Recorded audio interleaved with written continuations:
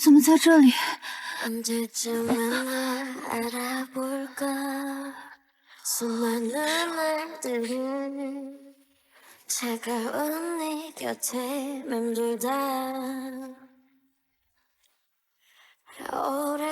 你是谁？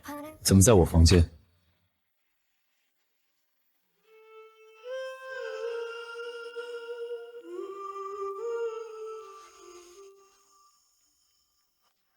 你发烧了。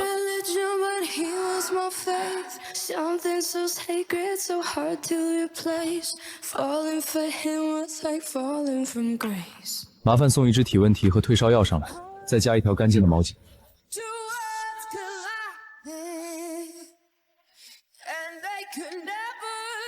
谢谢你一直照顾我。你还有哪里不舒服吗？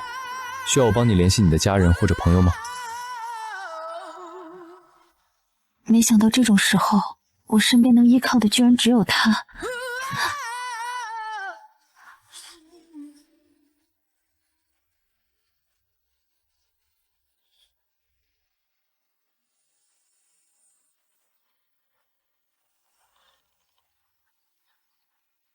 这个人，昨晚是他，关了灯都一样，开了灯。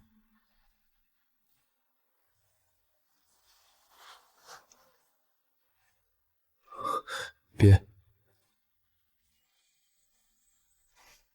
这是我妈妈留给我的幸运币，她说她会保佑我遇到一个真心对我好的人。你让我第一次觉得我也是可以被温柔对待的，希望她也能保佑你。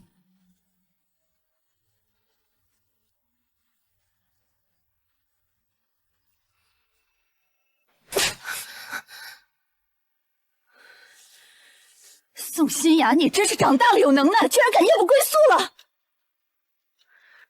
妈，你别怪姐姐。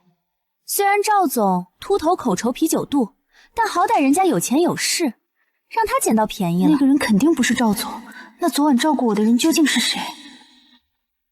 行了，还嫌不够丢人吗？我这就去谈你俩的婚事。我不想嫁给他。我说什么你就做什么，不然有的你受的。滚回你屋子里去。我知道了。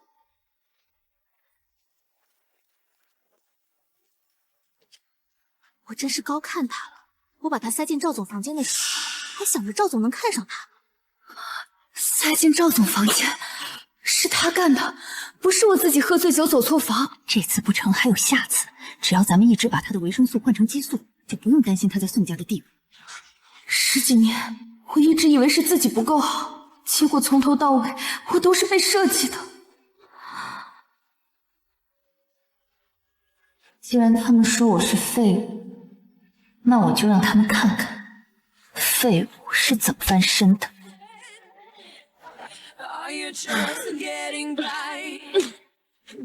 Tell me, are you just getting by? Wherever is inside, there is gonna be a flame. Where there is a flame, someone's bound to get burned. But just because it burns doesn't mean it can't. 欣欣，有个50岁离异带2娃的合作商挺不错，相亲地点是熏岛咖啡厅9号桌，万一被他看上，你就能嫁入豪门当阔太太了。就留下一个硬币，他到底是什么意思？1年了，那个女人就像人间蒸发了一样。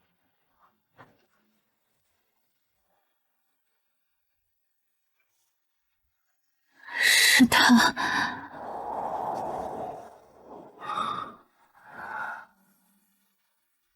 李翠柔说的肯定不是他，这样也好，换我来主动认识你。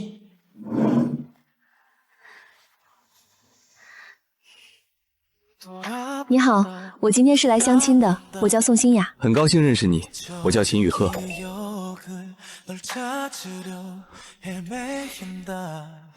宋小姐，我们之前是不是见过？秦先生风华绝代，如果以前我们见过，我一定印象深刻。身材和体型都变了，但隐隐感觉总像那个人，是我的错觉吗？如果跟我结婚，我会送你核心地段独栋别墅，配你喜欢的代步车，家里有保姆，你不用做家务，给你开副卡。我工作忙不总在家，理想婚姻是两人相敬如宾，互不干涉。宋小姐，你能接受吗？只要结婚对象是你。什么？你现在的资产都是婚前靠自己努力挣的钱，我从未参与，也从未提供任何帮助。给是情分，不给是本分。宋小姐，我觉得我们很合适。我家里催得急，如果你觉得没问题，我们现在就去领证。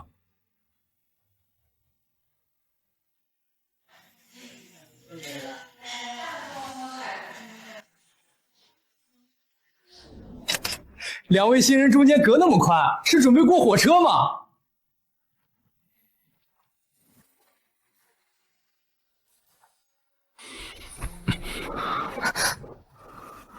挨紧点儿，不然领证照片不合规，还要重拍。好，别动。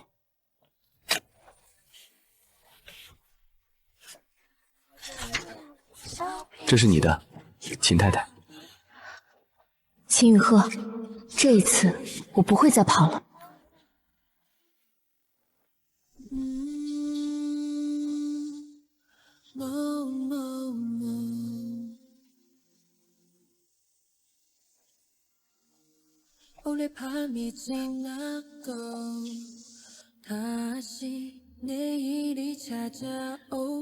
你现在有时间吗？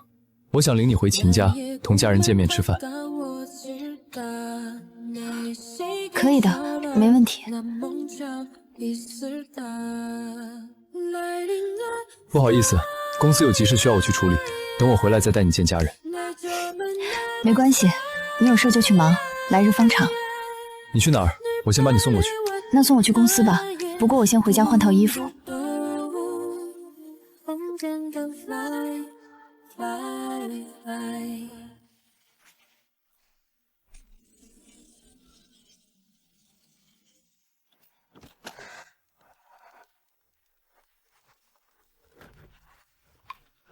别着急，我来帮你。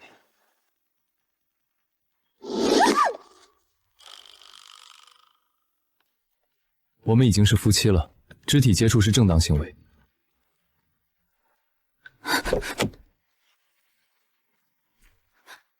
祝你出差一切顺利。呵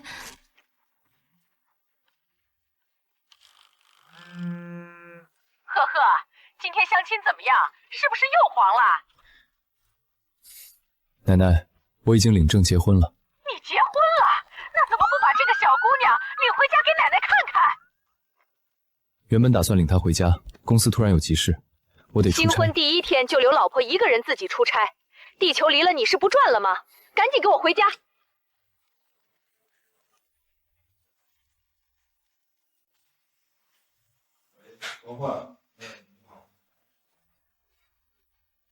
你是不是宋欣雅？我不是。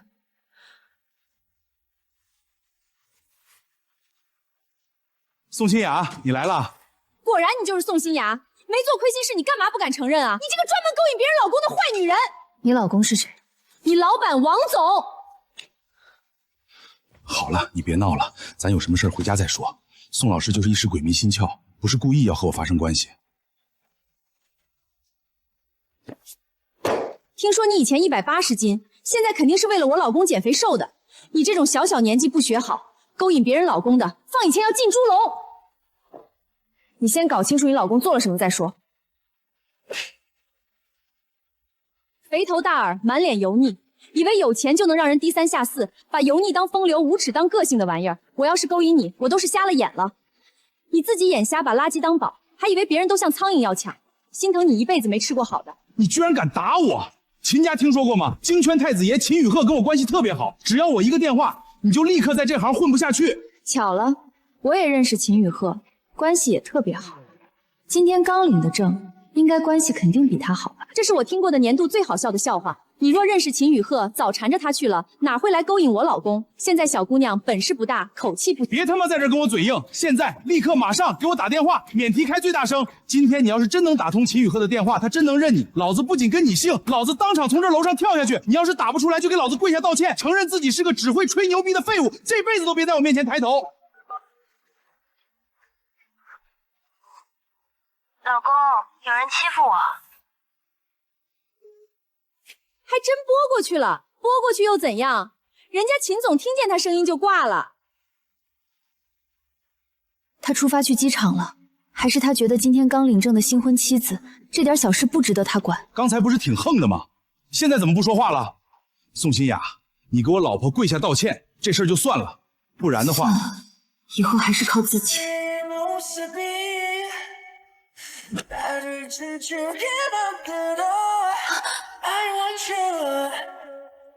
是谁让我老婆跪下道歉的？刚才是谁说的我太给我打电话是我不想接？刚才又是谁让他下跪道歉？还说我不认识他？是谁给你的胆子让你欺负我太太的？王总是吧？希望你以后还有那么大的口气。刚才电话不是挂你，恰好奶奶也在给我打电话，听到你说有人欺负你，我就直接上来了。他是在给我解释吗？这是不是说明他心里是有我的？从今天起，如果还有任何一家公司、任何一个人敢以今天下午的所谓业内传闻为由，拒绝给宋新芽提供工作机会，我会亲自去拜访。走了，回家。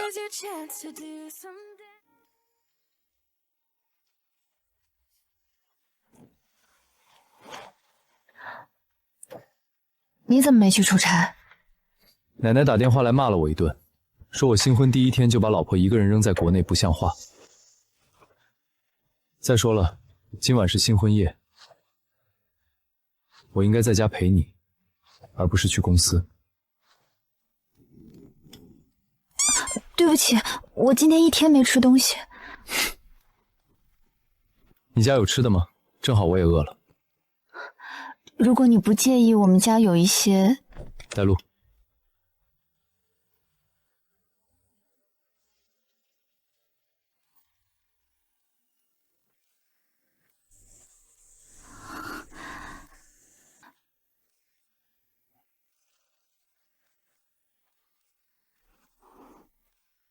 别的男人穿过的，我不穿。这双是新的，要不你穿这个？你给别的男人买的鞋，我穿了是不是不太好？没事儿，你穿吧，我改天再给他买一双。你对那个男人真大方。我家里还有鞋套，你要不……还拿别的男的穿过的拖鞋给我，我都怕我得脚气。太子爷有什么奇奇怪怪的洁癖，也正常，习惯就好，习惯就好。刚才出了很多汗，我去洗澡换件衣服。秦先生，你先坐。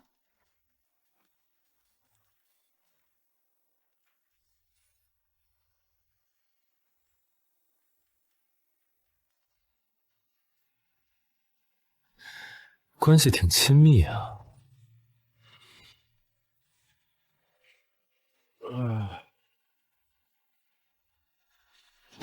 我操，你谁啊？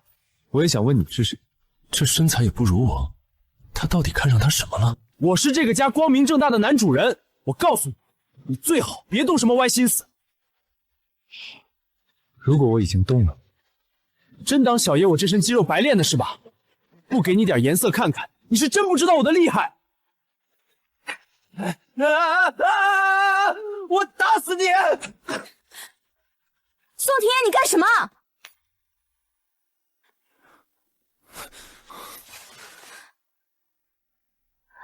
秦先生，你没事吧？我没事。怎么回事，姐？你怎么和入室抢劫的男人抱上了？什么入室抢劫？他是谁？你也不能随便就抱他呀，还抱得那么紧，男女授受不亲，你不知道吗？他是你姐夫。你好，我叫秦雨鹤。别告诉我，你就是秦家掌权人秦雨鹤。哼，如假包换。结婚这么大的事儿，你怎么不和我商量商量？长得那么帅，一看就是骗财骗色的大渣男。普通人婚姻也可能不顺，秦雨鹤身边有豪门闺秀主动靠近他，却从未有绯闻。我愿意相信他，更何况有些事情也许比他以为的更早。那个弟弟，我加你个联系方式。你要干什么？这不第一次见面吗？姐夫给你发个红包。你俩聊吧，我去厨房做点东西吃。找到你的星球，摘笑还你的笑容。姐夫，你想听啥？我姐的事儿就没有我不知道的。你姐平时在家喜欢做什么？做饭，骂我，批我的卷子，给我做牛肉。哦，对了，她还特别喜欢一种花，就是桌上那种绣球花。她以前交过男朋友吗？没有，追她的人倒是不少，但她一个都看不上。不过那些追她的人都是她瘦了以后才来的。你是没见过她以前什么样，她以前可胖了，180斤呢。1年前，具体是什么时候？你想象不到吧？1年前我姐突然说要减肥，便疯了似的每天5点起床跑步，饿了喝水，馋了扇自己嘴，半夜饿醒咬被子也不吃东西。整整1年，她每天如此，最后瘦了80斤。1年前具体是什么时候？暑假吧，对，就是7月份，暑假刚放那几天。她那天晚上回来特别晚，第2天早上我看到她就说：“小野，姐要减肥了。”之后一直没停。7月暑假，180斤回来特别晚，不可能，不可能这么巧。如果真的是她的话，那可是……我去帮忙。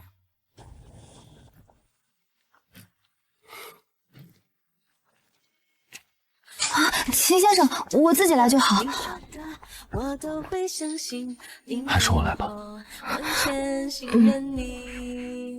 细腻的喜欢，你手掌的厚实感，什么困难都觉得有希望。我帮你记吧。你自然的就接下一段，我知道暖暖就在胸膛。你记得有点紧。我想说其那你自己记。不会。教我。好了，还挺好看。要不你再看看呢？我们秦总系个围裙都这么讲究，看来以后家里的家务活可以全包了。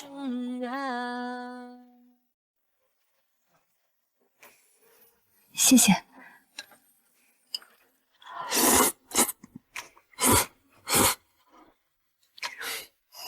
还行吗？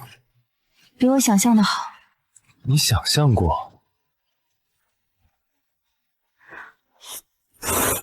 以后不要再一个人吃晚饭。我不是每次都出差的。他是在告诉我，以后不会再让我一个人了吗？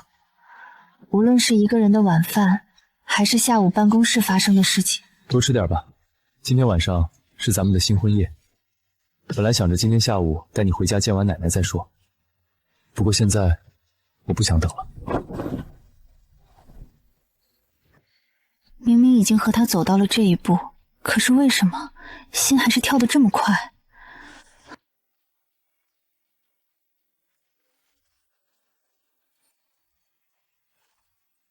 签了之后，别墅每月20万，全部独立属于你，秦家的资产与你无关。我做这份婚前协议不是不信任你，而是无论我将来出什么意外，都能守住集团的利益。至于另外给你的这些，是我给你未来的保障，绝不会让你受委屈。所以你填的不只是宋新雅，还有秦太太。我知道。知道是一回事，愿意是一回事。现在，你愿意吗？今晚，我不会再让你一个人。真的是你，我终于找到你了。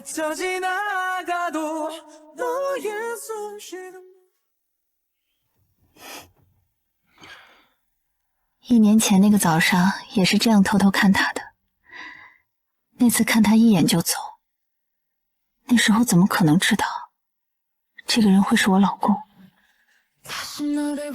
他会不会其实记得那个晚上？会不会认出我就是1年前那个人？会不会觉得我接近他，和他结婚，从头到尾都是计划好的？也可能他根本不记得那个晚上。他那样的人，怎么会记得一个180斤的胖子？看够了。看了多久？刚刚才想。说谎。你怎么知道？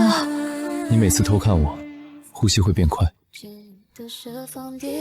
呼吸这么乱，脑子里在想什么？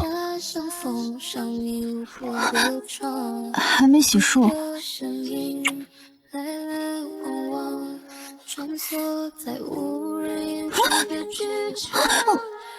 你干什么？洗漱。哪有人这样洗漱的？有啊有，还能冲澡，什么都不耽误。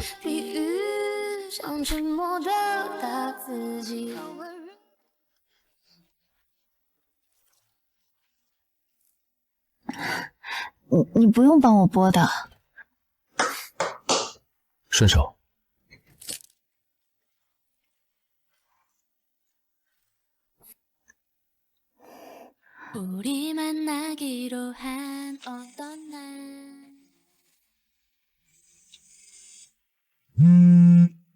西西，你赶紧回宋家一趟，有重要的事跟你说。现在。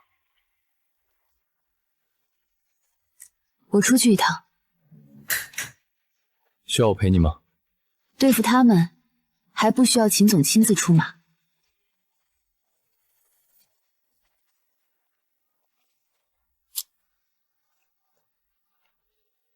帮我查一下，今天早上给宋清雅打电话的号码，归属人是谁？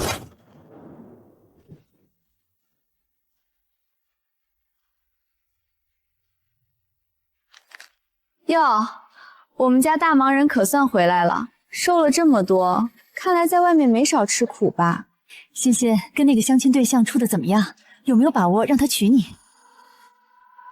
已经结婚了。既然结婚了，那你可得好好利用你现在这张脸。女人最好的年纪没几年，得赶紧留住男人，不然等他腻了，你就什么都没了。你也不想你爸的公司出问题吧？你没有生过我，没有养过我，现在就想把我卖出去换利益？你自己愿意跟人家结婚的，我逼你了吗？既然这么说，你还有个亲生女儿，怎么不让她跟那个男的相亲？这家里还轮不到你做主。你是姐姐，本来就该为这个家牺牲，为你妹妹铺路。我长这么大，从来没受过宋家半分恩惠，往后宋家也别想从我这儿占到半分便宜。我是嫁给了爱情，不管对方是什么身份、什么地位，我都会跟他结婚。从今天起，我跟宋家再没有任何关系。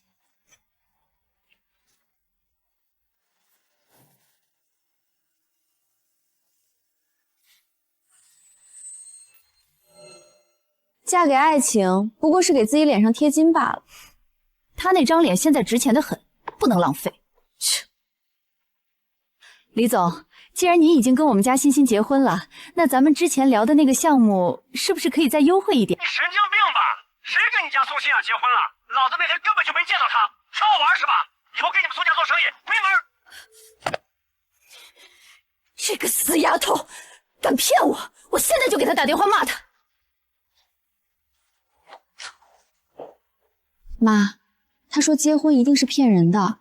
1年前我们能把她塞进赵总房间，现在我们也能把她塞进别人房间。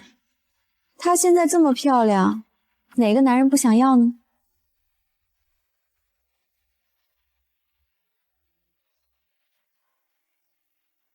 你怎么来了？你不是应该在公司？昨晚我说过什么？昨天晚上是我给你未来的保障，绝不会让你受委屈。所以你填的不只是宋心雅，还有秦太太。如果我直接说，嘿，秦先生，1年前酒店房间里那个人就是我，他会是什么表情？现在不是好时机，最好是他一辈子都不知道才好。别多想，我没责怪你，我来找你是因为今天约了奶奶，要带你回秦家老宅。现在我什么都没准备，这是我第一次见你家人，不能空手去啊。而且这身衣服也不适合见长辈。别担心，现在你可以行使秦太太的权利了，买件长辈的衣服和礼物，花老公的钱是应该的。收到。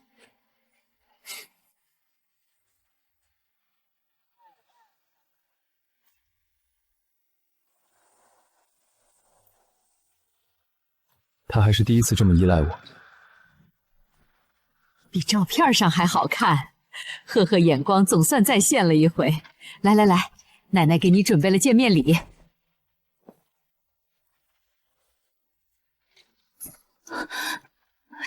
这太贵重了，我不能要。给你你就收着，哪有送人还要回来的道理？你们圆房了没有？奶奶，我们当着长辈的面别乱说话哦。奶奶，我们先聊点别的。好，好，好，不问了，不问了，我这就让人安排，明天给你办一场宴会，让全京圈的人都知道我秦家娶了这么一个好孙媳。这颜色，这味道，这不就是电视剧里那种保生儿子的古老便方？不会吧，第一次见面就要喝这个？我要不要推掉？但是推掉会不会不礼貌？毕竟是奶奶亲自准备的。别动，这药是我给赫赫准备的。奶奶，您说就说，别动手。动手怎么了？结婚前他多年不找老婆，我都想让他爸重新开个小号让他带了。现在好不容易结婚了，赶紧调理身体，给秦家传宗接代。我身体没问题，没问题也要补。你爷爷当年，我喝。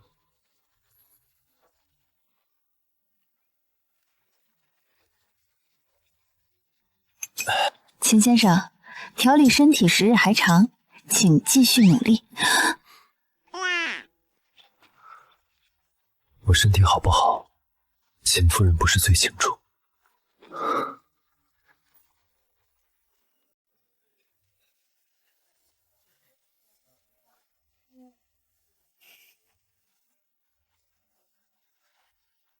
在找人，跟你没关系。别这么冷淡嘛！我看你一个人站了半天了。你是哪家的小姐？我是做地产的，跟秦家这次度假村项目也有合作，说不定咱们两个聊着聊着。我对地产没兴趣，对你也没兴趣。别这样嘛，你这么漂亮，总得给人一个认识你的机会。我说的不够清楚吗？滚！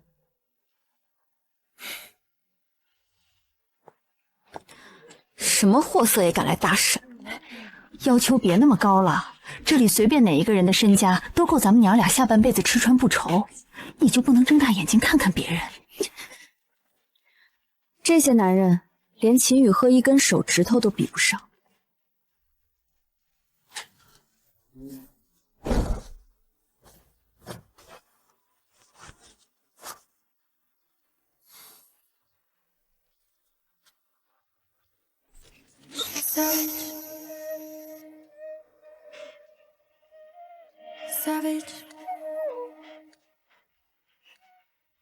好看吗？好看，今天真的很美。今晚不准在外面亲我，这是我作为秦太太的第一条规矩。第二条呢？暂时还没想好。第一条可以保留，回家之后规矩失效。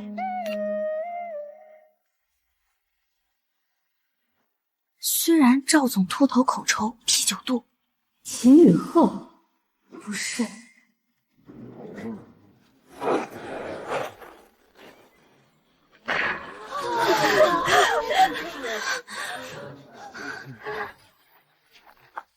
滚！别碰我！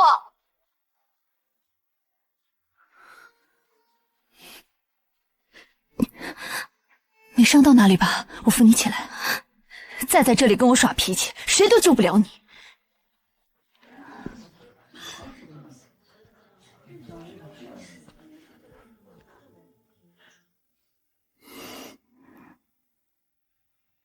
你上次在宋家说，你是嫁给了爱情，你爱的人是谁？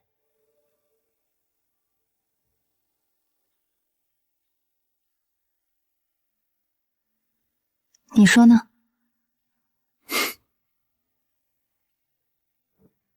进去之后，别在意别人怎么看你。如果有人为难你，你只需做一件事。什么事？站在我身边，剩下的我来。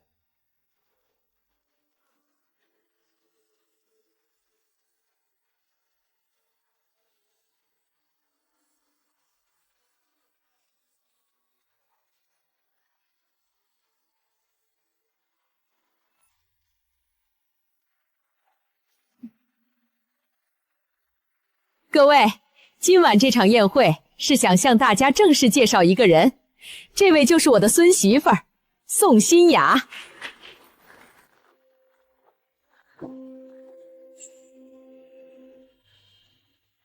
以后还要麻烦各位多关照我的夫人。我不同意。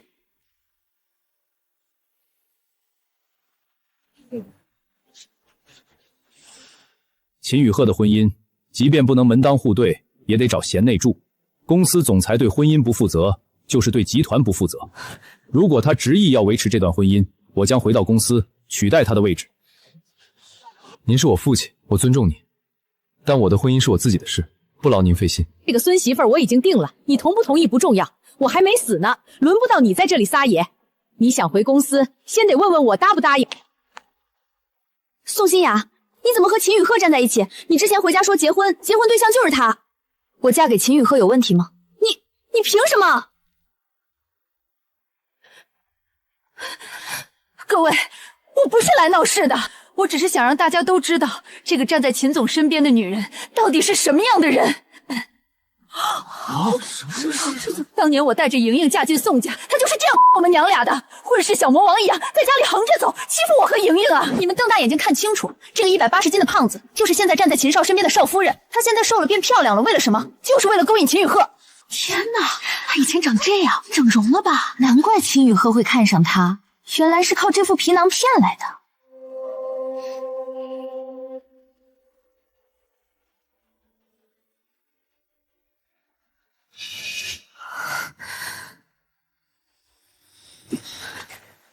秦家的宴会，谁在找事？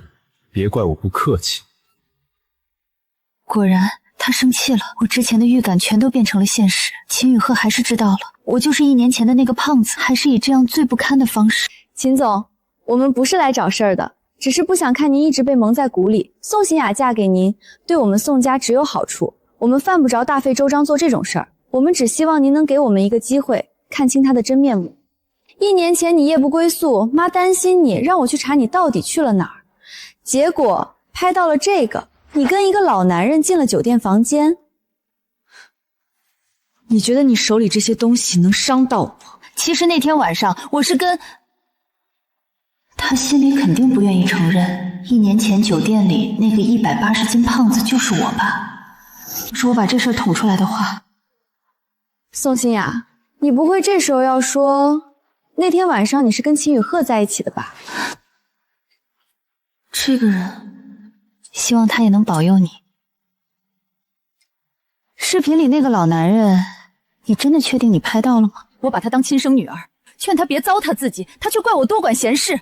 上次给她安排相亲，她没去，直接告诉我们她结婚了，也不说嫁给谁。今天才知道原来是秦总。欣欣，妈妈替你高兴，但你不能踩着别人往上爬。你说从没嫌弃过我，却把我吃的维生素换成激素，换了10几年，还安排2婚带2娃的离异男和50岁老头跟我相亲，这就是你所谓的从没嫌弃。够了！宋欣雅就是个灾星，她才嫁进秦家几天，就让秦家成了全京城的笑话。秦雨鹤，你老实说，你跟她结婚是不是为了继承你爷爷留在公司的股份？第一次见面的时候，他就说家里催得紧，要结婚，是我自己。宋小姐，我觉得我们很合适，我家里催得急，如果你觉得没问题，我们现在就去领证。是谁给你的胆子让你欺负我太太的？进去之后，别在意别人怎么看你。如果有人为难你，你只需做一件事。什么事？站在我身边，剩下的我来。是我自己以为他做的那些事情是喜欢我，原来从头到尾，他只是在履行一个丈夫的职责。爸，你说这话自己信吗？老爷子走前白纸黑字写明，秦家子孙成家立业，才能继承他在秦氏集团名下的全部股份。若不婚，股份归董事会统一管理。你之前被多人催婚都无动于衷，结果突然冒出个宋欣雅，你心里清楚，你不是看中他本人，而是看中结婚证能换来的股份。明明刚开始只是想要陪在秦宇恒身边，是我自己想要的太多，不怪他。爸，我尊重你是我爸，所以我刚才没反驳。但你现在说的每一个字都是在侮辱我，也在侮辱新雅。侮辱？那你为什么闪婚？你跟他认识多久？了解多少？你敢说这里面没有股份的原因？你别走，刚才各位说的我都听到了。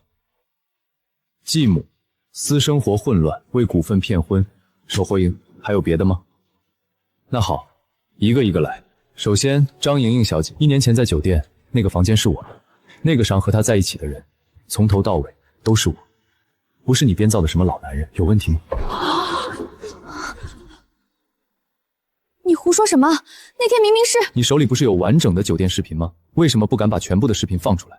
只要你放出来，不就知道我说的是不是真的了吗？不，这不可能。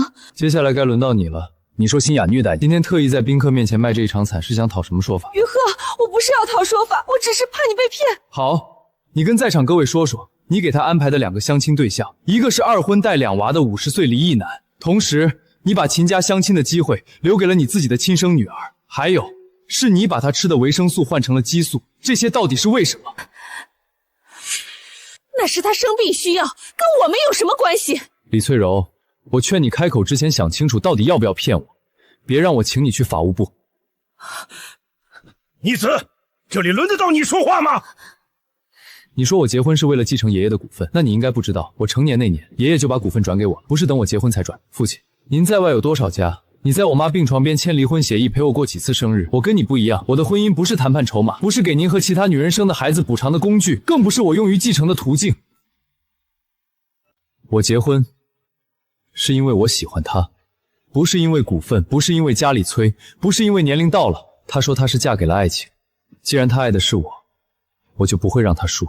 原来他知道是我，那些我以为的巧合和凑巧，从来都不是意外，是他朝着我走过来了。刚才那对母女名字记下来，从今天起，秦家所有活动禁止入内。你这个贱人，你抢了莹莹的位置，你不得好死！你们放开我！你们不能这样对我！我是宋家的太太，我是他妈！宋新雅，你给我等着，我不会放过你的！聒噪！姐，谢谢你跟秦总说说，妈知道错了，妈不是故意的，妈那是为你好。既然都已经撕破脸了，又何必再演什么母慈子孝的戏码？从今天起，你们欠我和我母亲的，我会一笔一笔全都拿回来。你们不能这样对我，我是宋家的太太，我是他妈。对不起，奶奶，因为我的事扰乱了这场宴会。傻孩子，道什么歉？我们秦家孙媳妇儿轮不到外人来撒野。今天这场宴会本来就是为了给你撑腰办的。接下来的事情我来解决。谁还有问题，直接来找我，不要找我太太，她不需要回答任何人的问题。别怕，我们回家。你是什么啊？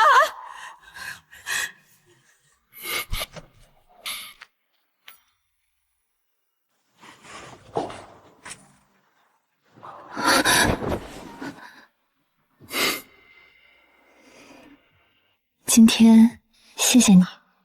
谢我什么？谢你所有。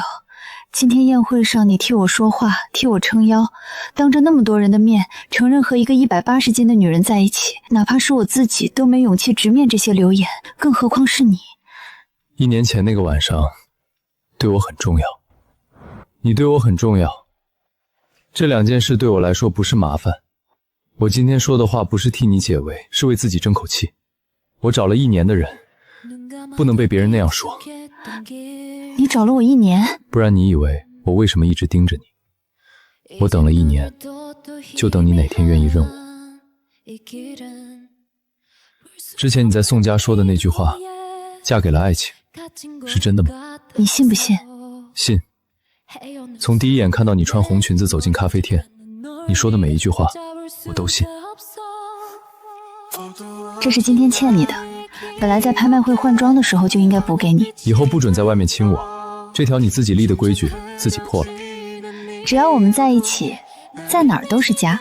秦雨鹤先生，家宅内部规矩可以重立。那请问秦太太，第2条规矩是什么？第2条，以后不管发生什么事，你都要告诉我，不瞒我。1年前的事，你找我没找到的事，你一直留着那枚硬币的事，都要说。你知道了。你刚才在宴会上说是我的时候，我就知道了。那枚硬币你一直带在身边，对不对？我找了1年，才找到你，不是物归原主，是你归我。这是我欠你的第2条。从咖啡厅第1眼我就认出了你，以后不管我遇到什么事儿，我妈的事儿，李翠柔母女的事儿，我都会告诉你。从今往后，无论发生什么，我都不会再退缩，不管是尹太太的身份，还是以宋欣雅我自己的身份。怎么样？他们怎么说？宋欣雅真以为傍上秦雨赫就能高枕无忧了，想扳倒秦家的人多的是。既然这样，不如就让他们俩一起完蛋。这是医院的档案记录，这是原始值班记录，监控截图是从安保部的备份服务器里恢复的。你什么时候开始查的？从你回宋家那天开始。你和继母闹成这样一定是有原因，而且能对妓女下药10几年的女人，手上不止这一件事，所以我调查了她所有事。从你母亲去世那年开始调查。我妈走的时候我6岁，阿野才3岁。后来李翠柔进了门，我爸更是彻底不管我们姐弟的死活。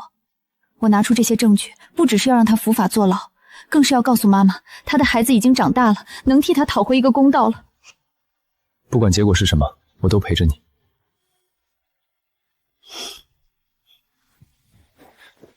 要我陪你去吗？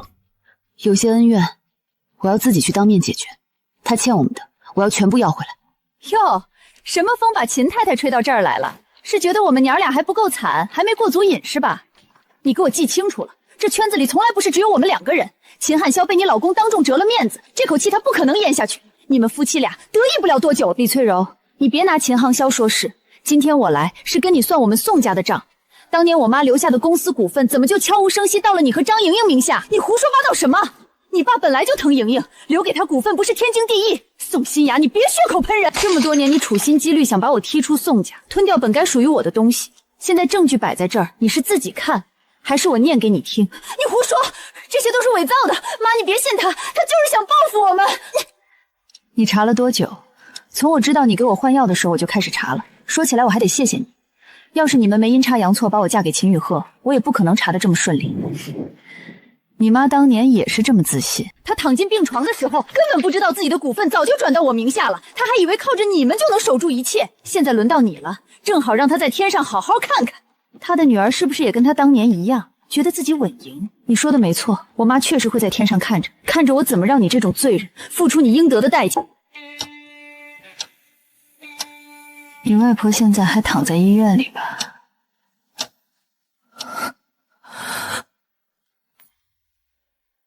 你既然不让我活，那就谁都别想好过。你敢动我外婆一下，你试试。我动了又能如何？如今整个宋家的资源都攥在我手里，你有本事就动用秦家的势力对付我啊！能亲眼看着你亲手毁掉你母亲的心血，不用靠任何人，我自己就能把属于我妈的东西拿回来。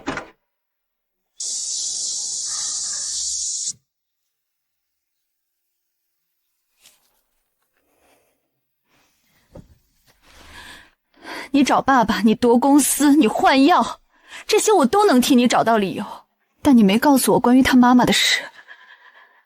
你跟我说他妈是病死的，你敢现在再说一遍吗？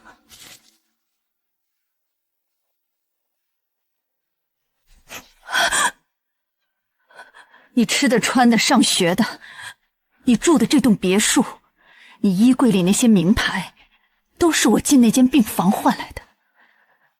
你现在跟我说你不能接受，现在你把这一切都忘了，就当从来没听过我说这些话。等我解决了宋欣雅的事，玉鹤就还是你的。你给我打起精神来！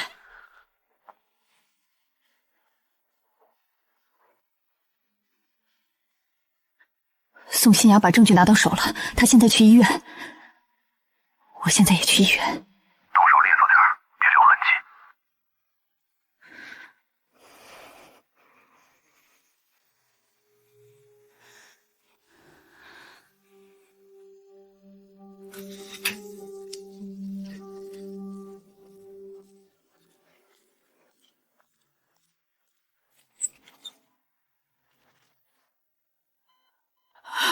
别怕，我这次不碰你，我只是需要你外孙女做一个小决定，你替我跟她说。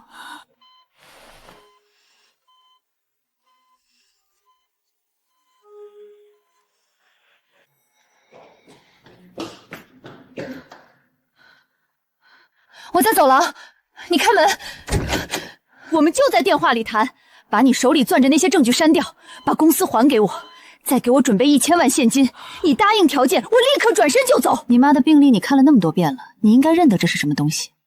这次轮到你外婆了。你听我说，你想要公司，我可以跟你谈；你要钱，我也能马上准备。你先把针管放下，这些事儿跟我外婆一点关系都没有。现在知道谈条件了。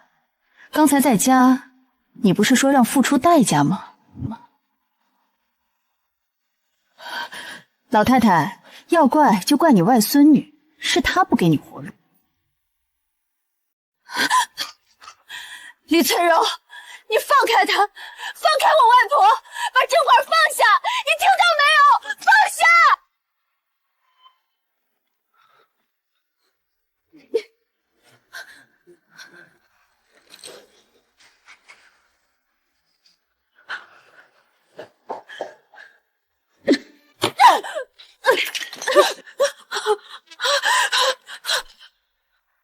外婆，你睁开眼睛看看我，我是小雅。外婆，对不起，外婆，你不能有事啊！你怎么来了？你怎么知道我在医院？你一个人去找李翠柔，我不放心。你开车走的时候，我跟在你后面，还是慢了一步。如果不是我今天拿着证据去找他，他就不会来医院，外婆不会躺在里面。我以为有证据就够了，我太冲动了，是我把一切都搞砸了。就算你今天不找他，他也早晚会找到这里来。你先在这里坐好，好好陪着外婆，等她出了手术室再说。现在外婆还在里面抢救，我们一起等她出来。你为妈妈和外婆拖地，我为你拖地，你已经做得够好了，剩下的交给我。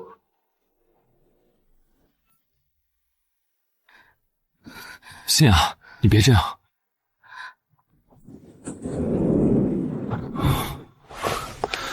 医生，我外婆怎么样？病人暂时已经脱离危险了，但需要观察至少48小时。现在已经送进了监护室，你们可以进去看她，但是时间别太长。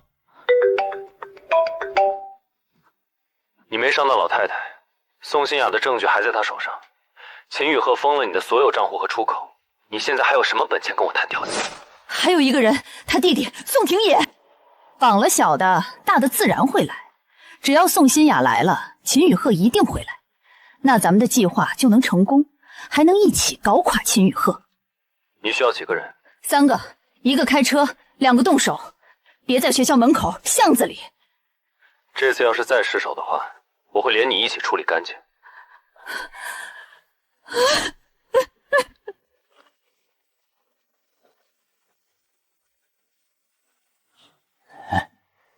就是他，走。你们谁啊？走。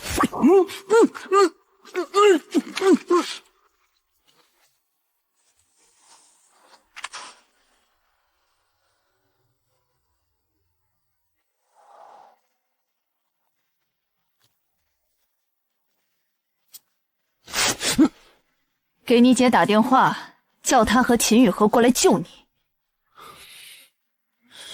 你是想把我当诱饵，引他们过来好瓮中捉鳖是吧？你觉得我会遂你的心愿吗？就算你不打这个电话，他们早晚也会知道。你说他要是知道你落在我手里，他能坐得住吗？你到底想干什么？宋家的财产我们已经给你了，你还不满足，非要赶尽杀绝吗？你放心，我还是很仁慈的。我要看着你姐一步步走进来，看着她把一切都乖乖交出来，再让你们姐弟俩好好团聚。乖，好好说话，不然你可就要受苦了。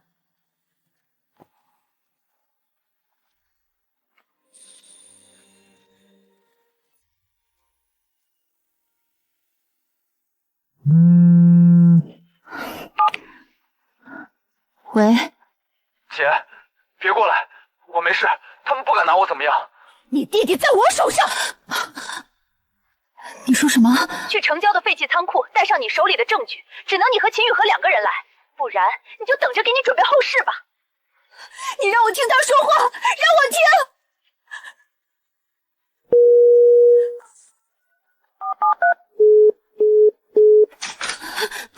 他抓了小野，外婆还躺在这里，现在又抓了小野。秦雨禾，你说我现在该怎么办？小野目前还是安全的，李翠柔想要你手中的证据，小野是他唯一筹码，没拿到想要的东西前，他不会动小野。我们还有时间。封锁废弃仓库周边所有路口，包围圈留一个出口，让他以为能跑，外围全面布控，无指令不准突入。从现在起，记清我说的每一个字。进去之后，不能离我超过3步。看到小野别直接冲上去，先确认他的情况。如果有意外，你先救小野，其余事我处理。你真的同意让我一起进去？我还以为你会为了我的安全，让我留在外面等你。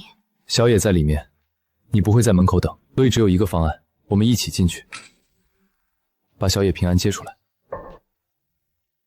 准备好了吗？如果你害怕，不会的，有你在，我就什么都不怕。宋心雅过来之后，我们做的事儿，你可别心疼。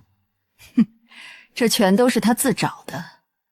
他要是不自量力，非要来抢我的东西，今天也轮不到他受这份罪。待会儿的画面记得给我拍清楚点，别光顾着动手把正事儿给忘了。听见了，咱们都精神点，别坏了李小姐的好事儿。设备没问题，续航撑6个小时，到时候画面够清楚就行。妈，既然要干，就干到底。宋心逸抢走了秦雨鹤，那我就把宋家剩下的一切全都夺过来。你要是不在了，他还有什么可依仗的？只要你死了，宋家就彻彻底底是我和我妈的了。妈，别光录视频，录完之后他不能活着出这个仓库，你明白我的意思？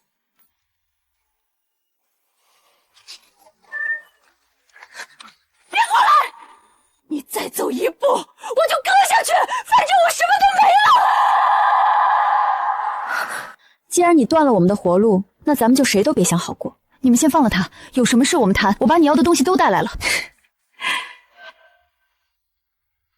我改主意了，放了他可以，先把你手里的证据交出来，然后跪我面前认错，说之前都是污蔑我。姐，别答应他，还得立刻跟秦雨鹤离婚。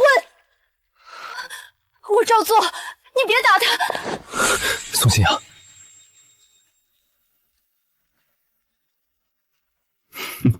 我数到3，左边2个归我，你救小野，摄像机别碰，那是证据。3、2。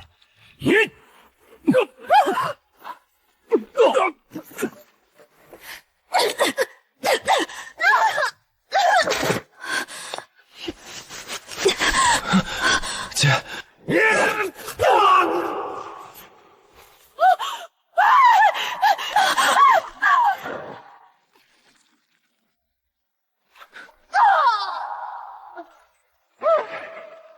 秦雨鹤，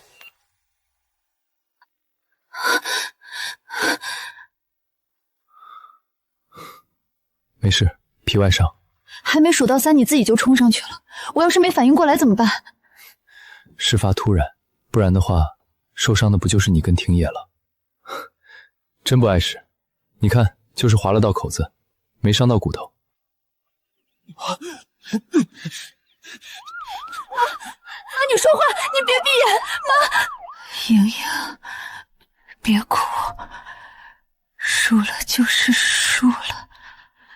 就算这局你赢了又怎么样？你失去的东西再也找不回来了。我这辈子最后悔的事，就是当年没连你一起弄死。你机关算尽半辈子，今天我就是要站在这儿，看着你为当年做的一切付出代价。你手里那点证据能证明什么？等我出来，照样不会放过你。只要我妈还没离婚，宋家的财产就有我一份。你当初夺我家财产，害我爸妈家破人散的时候，怎么没想过会有今天？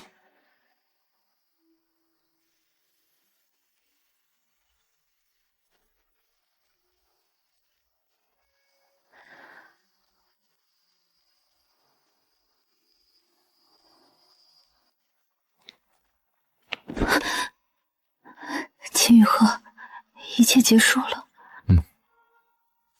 外婆醒了。你说什么？10分钟前医院打来电话，外婆醒了，已经能睁眼说话了。他还认得出人吗？医生怎么说？生命体征目前都稳定了，还需要留院观察一段时间。护工说，外婆醒过来第一句问的就是你和小野。外婆总算是没事了，我好怕她再也醒不过来。这些天我天天去医院守着，连话都不敢跟他说，就怕再也等不到他回应我。那我们现在去医院看他。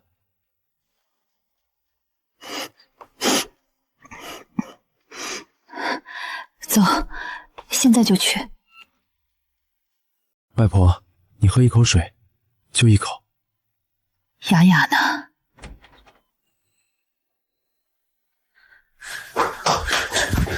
外婆，对不起，对不起，让你受苦了。傻孩子，外婆没事，只是睡了一觉，做了个长梦，梦里你妈妈还在，你很小，她抱着你跟我说，这孩子以后肯定有出息，我则说不用有出息，平平安安长大就好，不哭了，你妈在天上看着呢。你要让她看到一个爱哭的女儿吗？姐，你哭大声点，你哭那么小声，我怎么忍住？你闭嘴！谁准你进来了？叫你去看医生，你看了没有？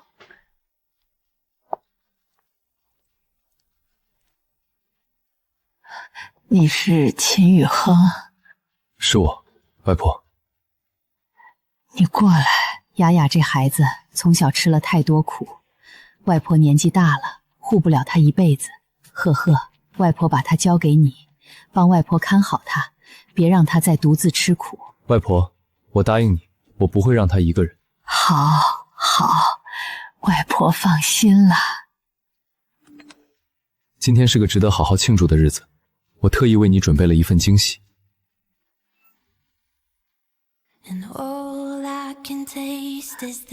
这张是什么时候拍的？领证那天，你在咖啡店门口等我开车，我隔着车窗拍的。那是你第一次穿红裙子站在我面前，我当时想，红色怎么可以穿得这么漂亮？宋欣雅，上次领证，我们坐在民政局长椅上，中间隔条过道。摄影师打笑说：“你们中间隔那么宽，是准备过火车吗？”我便把你搂过来拍了结婚照。那时我虽搂着你，却没认出你。这是我们的婚前协议。当时你说别人婚前靠自己努力挣的钱，你未参与，给是情分，不给是本分。你签的比我还快。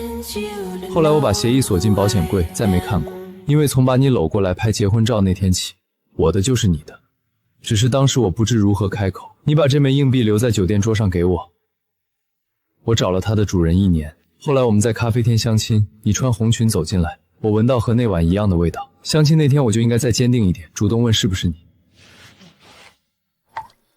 上次领证，我什么都没有给你，没有求婚，没有戒指，没有仪式。那时候我以为婚姻就是契约，是2个人搭伙过日子。后来我发现不是。我想以后的每一天，你都陪在我身边。宋欣雅，我找了你好久，等了你好久，你愿意嫁给我吗？我愿意，我一直都愿意。第一次见他，只觉得这个男人生得真好看。我从没想过他后来会成为我的丈夫，更没想过我们还能像此刻这样并肩站在这里。原来命运兜兜转转，终究会把最合适的人重新送回到你身边。Show me you smile on your face. 내 꿈속에서라도 Tell me you're mine in your heart. 날 스쳐 지나가. 你什么时候开始置办这些的？领证那天我就已经开始准备了。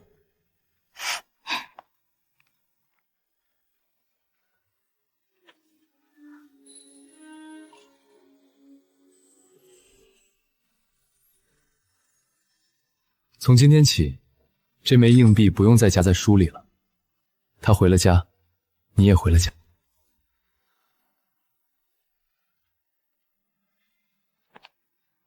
宋欣雅，秦雨赫，那次在酒店你照顾了我一整夜，我迷迷糊糊醒了好几次，每次睁开眼你都在旁边。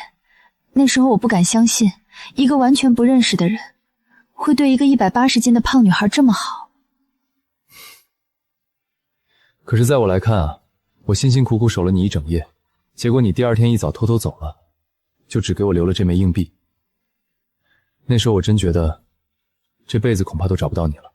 那时候这枚硬币是我身上最珍贵的东西了，这是我妈妈留给我的幸运币。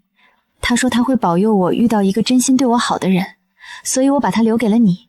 上次在酒店，你是秦太太，不过那是别人准备的婚房，在我心里，今晚才是我们新婚第一夜，在我为你准备的婚房。从今天起，我们就会以夫妻身份住在一起。秦雨赫，我其实直到刚才推开门，都还觉得像在做梦。我从来不敢想会有人出现，把我当成宝贝一样放在心尖上。你本来就是我的宝贝，不管你是什么样子，在我这里，你永远都是最好的。我等了你这么多年，终于等到你回家了。这是新婚第一夜的第一吻，以后每一个第一吻都在这儿。欢迎回家，秦太太。我到家了，秦先生。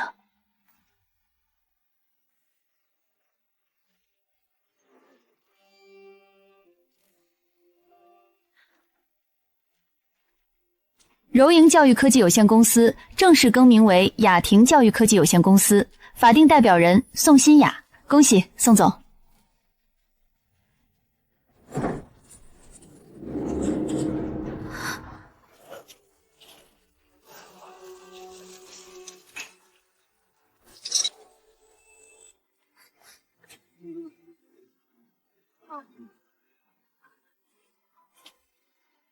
别看了，以后这里跟你没关系。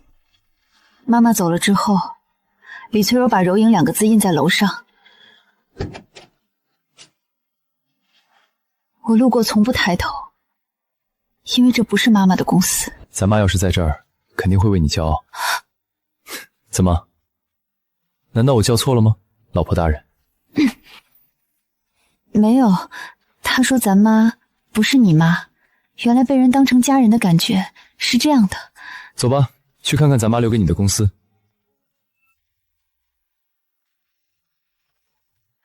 请进。您好，请问是雅婷教育的宋总吗？我是秦氏集团的秦雨赫，之前与贵公司约好来谈合作项目。秦总久仰，请进。宋总比传闻中更年轻有为，秦总也比传闻中更客气。秦总今天亲自过来，是有什么重要合作要谈？我十分看好雅婷教育的发展前景，不知宋总下周一是否有空，移步秦氏集团详谈细节。排场上下周一启动会不会太赶？不赶，我相信宋总的能力，我这边已经把相关筹备工作全部安排妥当，就等宋总点头确认了。秦总确定不需要再讨论一下？不用，秦氏集团的原则是合作伙伴想要的，我们尽量满足，特别是像宋总这样有实力的合作伙伴。秦总，有个私人问题想请教一下。请说。秦总这么年轻有为，又长得一表人才，不知道现在还是不是单身？不是，我结婚了。哦，结婚了，那秦太太一定很漂亮吧？非常漂亮，就是喜欢在办公室里调戏合作方。宋总呢，单身，所以见到优秀的男人就这么直接调戏。不，我只调戏自己老公。秦总，您这样不太专业。抱歉，那周一会议上我只谈工作。秦总，秦总，记得公事公办哦。感谢秦总今天的接待，雅婷教育会全力配合秦氏集团的项目排期。合作愉快，宋总。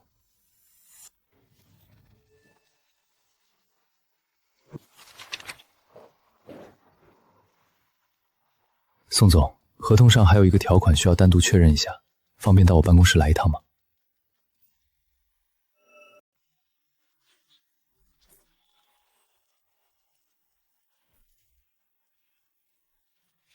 装了一上午，累不累？秦总，这是办公室，你刚才在会议室开会的时候，连多看我一眼都没看。看了，你看屏幕的时候，我看了你3次；你喝咖啡的时候，我看了你1次。你还数着？不然你以为我开会时在干什么？你刚才跟我的助理握手，握了2秒，那是商务礼仪，1秒就够了。秦雨鹤，你今天的醋吃得很不专业。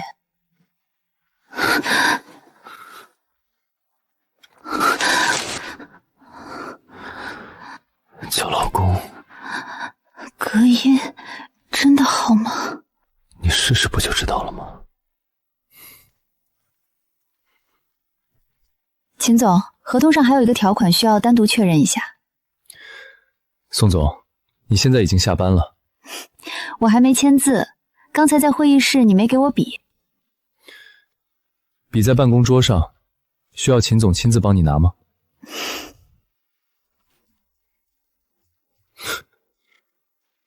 秦总，秦董来了，已经到电梯口了，还带了一位女士。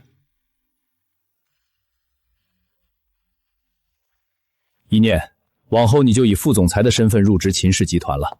于鹤那小子性子倔，要是你们闹了分歧，你尽管跟叔叔说，叔叔给你做主。秦叔叔，谢谢您的信任，我一定会好好配合雨鹤哥的工作，不让他为难。配合是一方面，更重要的是你要让他看到什么样的女人才配站在他身边。大白天的，百叶窗放下来干什么？光线太强，看文件刺眼。雨鹤哥，好久不见。一念，你怎么过来了？是爷爷让秦叔叔送我来公司的，他说最近安排我进集团学习，先让雨鹤哥你带我熟悉一下各部门的流程。没想到雨鹤哥这儿已经有客人在，是我打扰了吧？一念，这不是客人。从今天起，赵一念担任秦氏集团副总裁，负责度假村项目。爸，度假村项目我带了2年，赵一念从来没有参与过这个项目的任何前期工作，你让他直接空降当负责人，拿什么服众？服什么众？他是董事会任命的人，你当年接手秦氏的时候，有问过谁服不服你吗？我接手秦氏是爷爷签字，董事会一致通过的，流程合规。今天这份任命，董事会何时开的？决议记录在哪？我身为秦氏集团董事长兼 CEO， 为何没收到会议通知？你私自调赵一念进来，不就是想撮合我俩，让我跟新雅离婚吗？你胡说八道什么？秦氏是秦家的产业，宋新雅一个没家世没背景的人进来，这就名正言顺了吗？秦叔叔，我知道您不同意我和雨鹤的婚事，不过这项目雨鹤跟了很久，他也是对项目负责。我还用不着你这么个小丫头教我怎么管理公司。我的人轮不到你这么训斥。每一次都是他站在我身前护着我，这一次我也要护着他。秦叔叔，我从来没有想过要干涉秦家的产业，我和雨鹤在一起也从来没有图了秦家的什么。今天说的是项目的事，您不能因为对我有意见就否定雨鹤这2年的心血。这里什么时候轮得到你说话了？您说我没有家世背景，但我现在是雅婷教育的法人代表，也是度假村项目的前期负责人。不管您认不认可我这个人，请您先看一眼这份数据，要是我的能力确实不够，我会主动退出项目，绝不拖累雨鹤。要不是你嫁了秦雨鹤，你以为能轮到你接触秦氏集团拿到这个项目吗？别做梦了。关于度假村项目的任命，我不认可。今天就算你站在这里说破了天，我也不会签字交接。你今天是一定要忤逆我是吗？好得很，那你这个董事长 CEO 也别当了。秦叔叔，您别生气，雨鹤哥也是一时没消化这个消息，慢慢来就好了。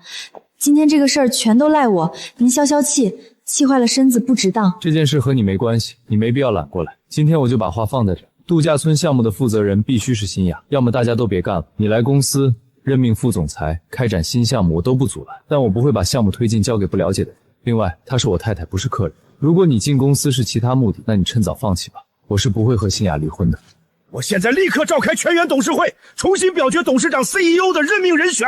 随便你开，只要董事会成员都清楚是谁把秦氏做到今天的规模，自然会有判断。雨鹤，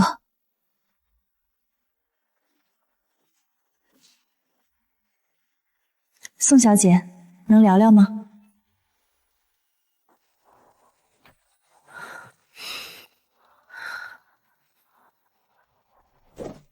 宋小姐，你知道秦汉霄为什么带我来吗？因为你的父亲跟秦家有关系。难道不是吗？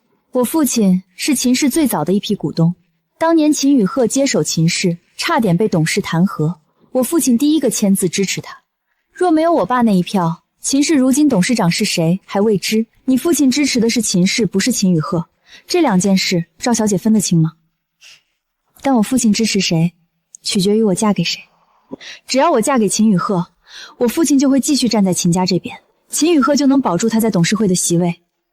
如果你不离开，秦汉霄会联合董事会罢免秦雨赫，度假村项目是第一步，接着是争夺董事长之位，最后他手中秦氏股份会被稀释到无法控制公司。他爷爷留下的基业，他花10年才稳住的位置，全都因为你化为乌有。你说的这些他知道吗？知道，但他选择了你。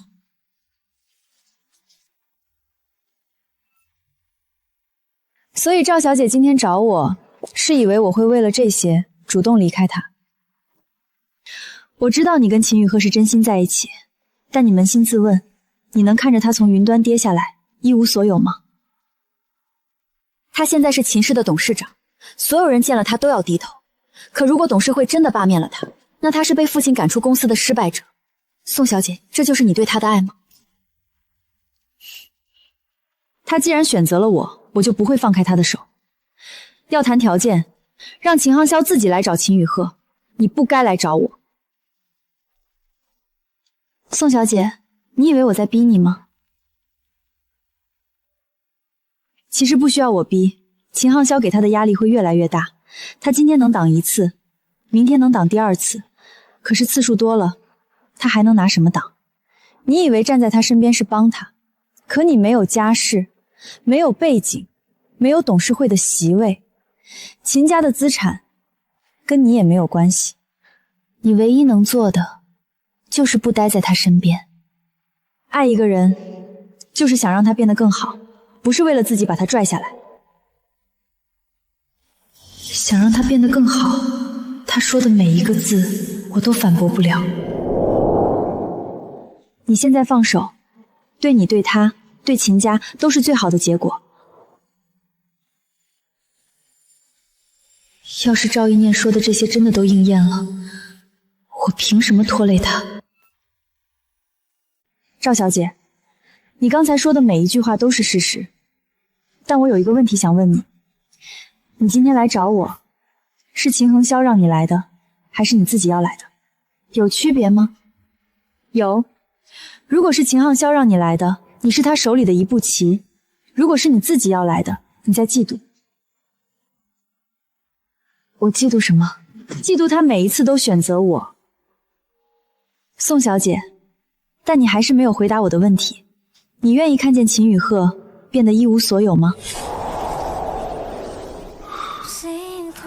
还说我不认识他。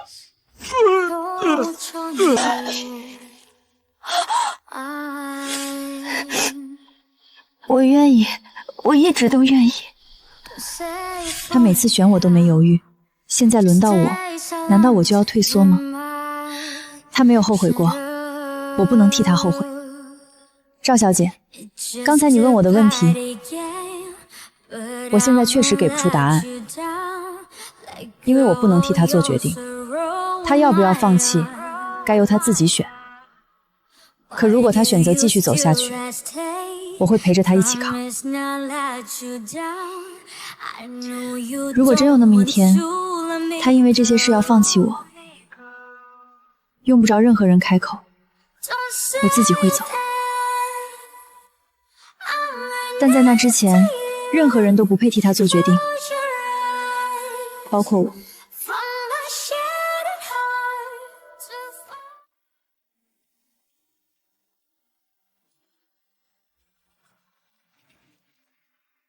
他说什么了？不管他说什么了，你都不要信，你要相信我，知道吗？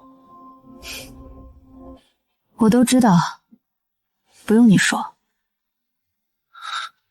他还请我喝了杯咖啡，挺客气的。你的手是冰的。秦雨赫，如果有一天你为了我做了一个选择，结果很不好，你会后悔吗？不会。你都不知道我问的是什么事儿？什么事都不会。从第一天在咖啡店见到你的那一刻起，我就从没想过要后悔。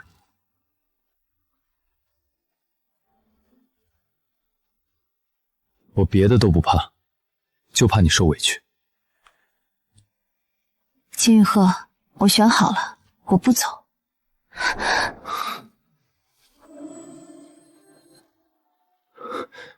你确定？确定。赵一念说的那些话，我一个字都没信。但是，我不想看着你一个人扛。你知不知道，刚才你在天台上的时候，我有多怕？怕什么？怕你听完那些话就不见了。不会的。秦总，秦董通知明天上午10点召开临时董事会，表决董事长任命。来得好。知道秦寒霄为什么带我来吗？只要我嫁给秦雨鹤，我父亲就会继续站在秦家这边。如果你不离开，秦寒霄会联合董事会罢免秦雨鹤，他爷爷留下的基业全都因为你化为乌有。他在天台上说的每个字，我都录下来了。所以你刚才在天台上不是被他洗脑，是在套他的话。行了，你去哪儿来啊？他让我离开你，我总得知道他凭什么。宋欣雅，你什么时候变得这么厉害了？是从你说我选你的时候开始。明天的董事会，雅婷教育作为合作方列席参会，我亲自带队，带法务一起去。好的，宋总。宋总，那现在咱们回家，晚上好好休息。不，今晚我们做战术推演。这是雅婷教育和秦氏集团度假村项目的全套合同，你看第37条。若秦氏集团更换项目核心负责人，合作方有权单方面终止合同，并要求秦氏赔偿已投入资金的双倍违约金。你什么时候加的这条？签合同那天晚上，你在我旁边睡着了，我半夜起来加的。你那时候就知道会有今天？我不知道，但我爷爷教过我，做最坏的打算，才能赢最好的结果。明天董事会，你不需要多说，你只需要坐在那里，把这份合同放在桌上，剩下的我来。明天我不仅要坐在那里，我还要发言，我要当着所有董事的面说。你知道你这么做，等于跟我爸彻底撕破脸吗？我知道。雅婷教育只认秦雨鹤，换了别人，这个项目作废。你知道赵一念的父亲是秦氏股东，得罪他意味着什么吗？知道。那你还……秦雨鹤，你为我做过的事我都记得，现在轮到我了，我不怕。I am the sun, you know you need me and you might get 我们还没弄完。helping you unwind. 宋欣雅，你刚才在天台上真的没有动摇过吗？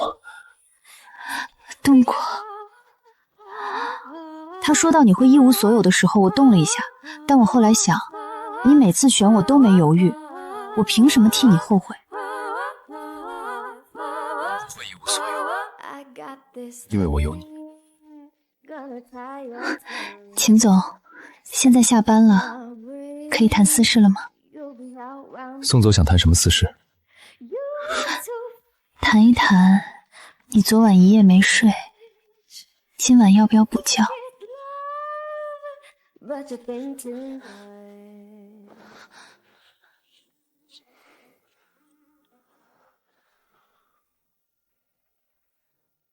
战术推演，从哪儿开始？从董事会名单开始。好，王总是第一票。王总，女儿要考京北大学。第二票是谁？李总最近在谈一个海外项目，缺资金。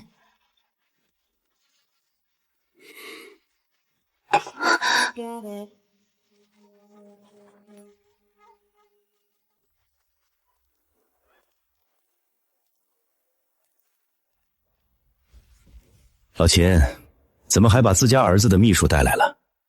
家丑不可外扬啊。说，秦董，宋新雅在天台上录了赵小姐的对话，完整的，我亲耳听到她在走廊里跟秦总说。录了什么？赵小姐说如果宋新雅不离开，秦董就会联合董事会罢免秦总，还说秦爷爷留下的基业会全都化为乌有。秦董，你找的好帮手，赵一念那丫头嘴上没把门，这下把底牌全亮了。还有呢？没了，我只听到这些。但是宋新雅已经把录音拿给秦总了，他们说明天董事会要用。出去。秦董，你儿子手里有录音，有合同，还有那个雅婷教育的女人给他撑腰，明天的董事会你拿什么赢？所以计划要变。怎么变？孙总，明天的董事会你先帮我拿下。拿下？你说的轻巧，你那3个摇摆票我一个都动不了。你不需要动他们，你只需要在董事会上第一个站起来支持我，剩下的事儿我来。帮你拿下董事长，我有什么好处？度假村项目你占30%。先夺权，等我坐稳了董事长的位置再搞他。到那时候，雅婷教育不过是我一句话的事。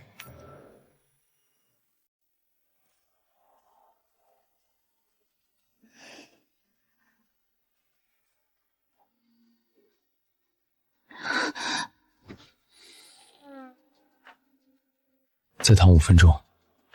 你没睡好吗？做梦梦见我爸把董事会的椅子全搬走了，只剩一把，他坐在那把椅子上，说今天投票改规矩了，站着的人没有表决权。后来呢？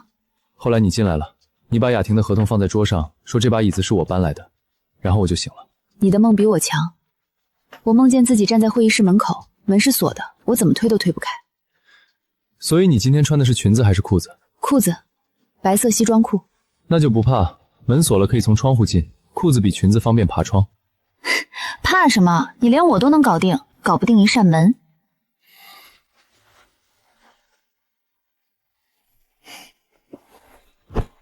今天我需要做几件事。3件：第一，站起来；第二，把合同第2条念出来；第三，不管秦寒霄说什么，不要停。他如果打断我，他不会，因为他打断你的时候，我会站起来。你站起来之后呢？跟他吵架，拍桌子，像上次在办公室那样摔笔帖。上次是我失控了，这次不会。今天我不是跟他吵架的，是去赢的。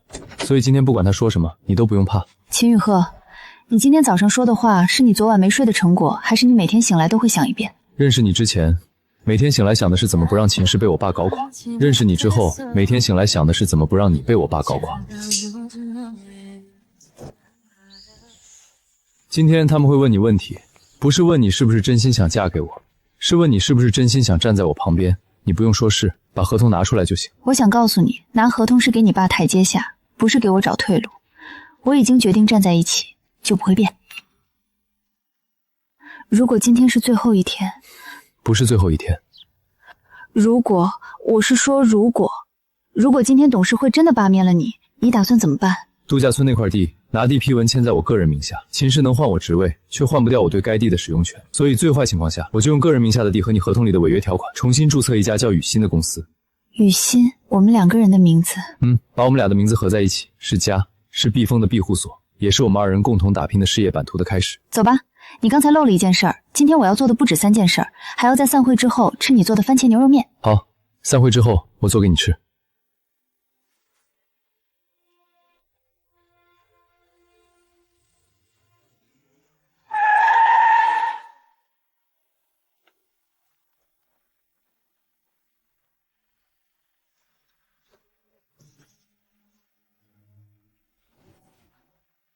各位董事，今天原本的议程是度假村项目的进度汇报。秦汉妖先生临时动议，要求在汇报开始前重新表决董事长任命。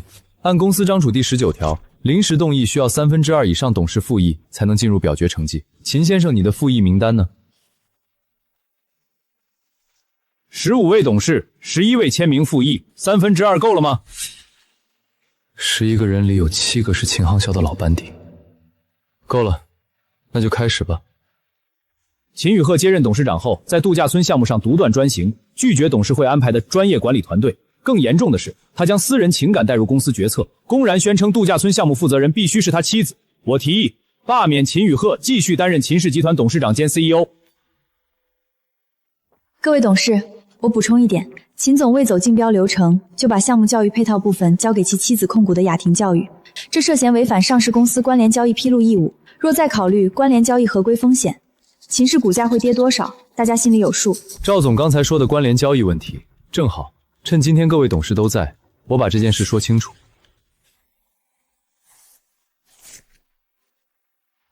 雅婷教育的项目合作不是我个人决定的，这是经董事会审计委员会审核，由3位竞制特人签字批准的合作框架，每一份文件都在档案室，编号可查。至于没有竞标流程，度假村项目的教育配套属于专项定制开发。根据集团采购条例第7条，专项定制服务可采用单一来源采购方式。关于度假村项目的具体数据和合作框架，请雅婷教育的宋总来做专项说明。这里没有你说话的份儿！一个靠嫁人进秦家的女人，有什么资格在董事会上发言？他是我指定的项目负责人，他的话代表秦氏决策。秦先生，若你有意见，可以等他说完数据再表决。现在是他的发言时间。各位董事下午好，我是雅婷教育科技的法人代表宋新雅，也是度假村项目教育配套板块的合作方负责人。今天我的发言不代表秦总，只代表雅婷。这份是雅婷教育与秦氏集团签订的合作框架协议，若秦氏集团董事长兼 CEO 变更，致项目决策连续性中断，雅婷教育有权单方面终止合作，并追诉已投入资金的3倍作为违约金。宋小姐，你拿一份合同就想威胁董事会？雅婷教育是秦氏旗下的子公司，你作为子公司法人，有什么资格和母公司谈条件？这是雅婷教育的股权登记文件，和秦氏没有任何股权关联。秦总当初只是项目合作，从来没有完成过对雅婷的收购。现在项目已经完成前期所有准备，就等董事会签字启动开发。如果要和雅婷终止合作，这笔3倍违约金，秦氏要从哪个项目账上出？各位董事心里应该都算得明白。难不成因为我是秦总的妻子，各位董事就想赖账吗？各位董事，我想提醒各位一点，雅婷教育和秦氏的这份合作合同是秦总亲自拍板授意签订的。如果董事长可以仅凭私人关系就把公司核心项目交给自己的妻子打理，那秦氏的整个治理结构根本就是形同虚设。宋总，如果不是因为你和秦总的私人关系，我不认为你能和秦氏合作。这话错了，项目交给我并非凭私人关系。秦总拍板时看中的是雅婷的办学资质和学区核心地块，而非我妻子的身份。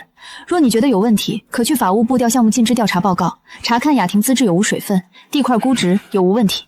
赵总刚才说这份合同是秦总用来董事会投票的工具，这份合同签订于3个半月前，当时度假村项目未进入董事会讨论流程，秦总也无人事变动预警。请问他用3个半月前签的合同去今天才有的投票，赵小姐，在座各位会信这个逻辑吗？度假村项目占秦氏明年预期利润的 40%， 期投入17亿，预计2年内收回成本，第3年开始净盈利，且数据均由审计部门签字。谁想换我？先想清楚这 40% 的窟窿谁来填。宋总交的预算表是我在秦氏工作12年见过最完整的，其原材料成本低于市价，教育配套方案通过3次专家评审，数据皆有出处。明天各位若有兴趣，可让审计部门逐条核对，每条都有对应报价，这就是我选他当项目负责人的理由。说他能拿下这个项目是靠着攀附我，那你们诸位呢？要是不认识我爷爷和我父亲，轮得到你们坐在这里对我指手画脚吗？想要反驳我，先扪心自问，想想清楚，你们每年能拿到这么多收益，是谁替你们挣来的？秦总这话就扯远了，我们今天讨论的是项目合规性，不是在座诸位的出身。雅婷教育去年的净资产不过2个亿，接下10个亿的合作项目，若不是秦总在背后兜底，银行会给雅婷放贷款吗？这是项目专项仿包，授信额度已经批完，流程走的是正规公开审批，不信诸位可以直接打电话给银行行长核实。雅婷的净资产是少，但这块核心地块本身就是抵押物，估值足够覆盖授信，不存在秦总私下兜底一说。就算资质和授信都没问题，那项目负责人的回避原则呢？宋总作为秦总的配偶，主持这个项目本身就违反了秦氏集团关联交易的披露规则，这份合作从根上就不合规。表决，现在就表决！谁支持罢免秦宇和的董事长兼 CEO 职位？举手。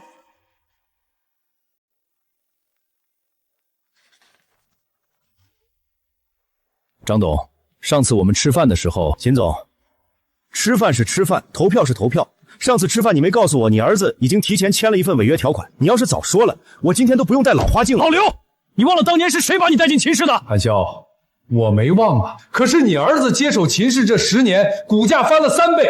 当年你当家的时候，差点把公司亏掉1半。这些数据都在档案室，是你忘了，我没忘。本次董事会应到董事15位，10到15位。关于秦航霄先生提出的重新表决董事长兼 CEO 任命的动议，支持罢免的4票，反对罢免的8票，弃权3票，动议未通过。表决结束了，不过在散会之前，我有一件事要当着各位董事的面说清楚。王助理，你跟了我5年，今天董事会分发的材料都由你经手，包括秦先生的复议名单和赵总引用的风险提示。名单上11个签名，7个是你逐个联系确认的。项目风险数据来源是你从集团档案纸调出的。秦昊霄每次会前收到的会议要点是你整理的。你在我身边5年，我签过字的文件都经你手。爸，你今天拿到的每份数据都是我让王助理发给你的。你以为用我的助理监视我，其实我用助理给你写报告。王助理原文没错，发给你的是我改的。你拿到有漏洞的提示，我手里是原版。这是过去3年王助理发给秦恒卓每份报告的密送记录，一共47封邮件，我都存了档。所以爸，你今天提出罢免动议时，你每句话的数据来源我都清楚。爸，我从来没有阻止你给我拍眼线，我只是确保你看到的每一份数据都是我想让你看到的。这件事不怪你，你是秦昊霄安排进来的。今后你继续做你的岗位，只是以后你发给秦昊霄的每一份报告先发给我。秦总，您什么时候发现的？从你第一次发报告我就发现了，我留着你是因为你没什么坏心思，一心都是为公司着想，你还继续留在原岗位，只不过做事的方向得调整一下。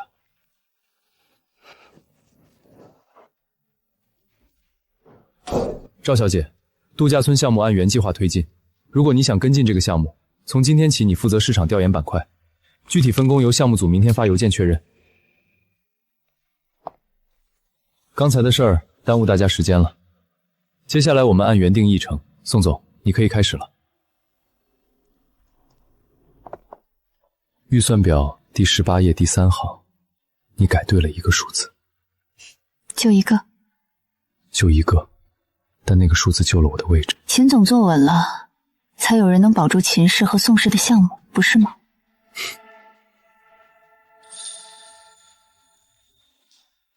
你以为这就赢了？今天你赢了，是因为秦宇赫替你打好了所有牌，他签了合同，拿出财务数据，扭转了董事态度，最后他当着所有董事的面亮出跟了他5年的人当底牌，而你只是站上去念了一遍他给的台词。赵小姐，你说的对，我今天能赢是因为站在秦宇赫旁边，但你漏了一点，他今天在董事会最后那番话是要让秦汉霄知道，他身边的人从来都不是秦汉霄的人。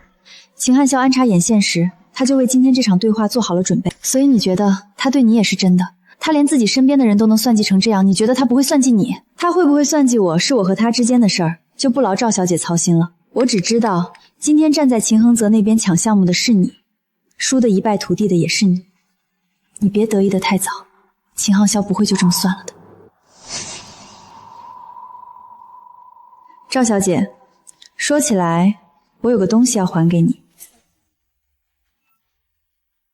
这是上次你在天台和我聊完后，我在地毯上捡到的，上面有你签名，里面是度假村项目调价版预算，你压低教育配套成本2个点，雅婷教育第1年将亏损3000万。若那位董事支持罢免秦宇赫，你会用你父亲的基金补上差课，利益交换，白纸黑字。你什么时候捡到的？那天天台上我已经给秦宇赫看过了。顺便告诉你，这份调价版的预算表今天早上他已经转交给集团审计部了。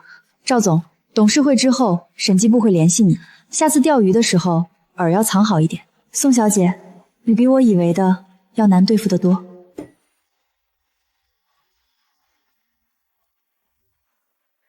赵一念刚才问我，你对我是真的吗？他说你连自己身边的人都能算计成这样，不会算计我吗？我算过董事会投票的每个变数，如哪个董事需看财报、合同，哪个只需秦昊霄出错就会反水，也算过秦昊会带谁、说什么、拍几次桌子。可唯独你，我从来没有算过，因为我根本算不出你会不会真的因为赵一念的那些话就离开我。我会一直陪着你的，以后这些风雨不会由你一个人扛。我站在这儿，就是等你说这句话。不怕我哪天也算你？那我就认了。我每次遇到难处的时候，你从来没有放弃过我，所以我也不能放弃你。我不会给你自己走的机会。如果有一天你因为这些事不想要我了，我自己会走，不用他说。不会有那一天。以前我从来没想过会发生这种事，也没人让我去考虑这些。现在我只想着让自己变得更强大，再也不会让你面对今天这样的处境了。我饿了，走，老公回家给你做番茄牛肉面。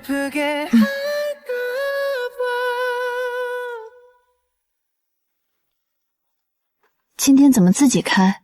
接你回家这种事，不想让别人代劳。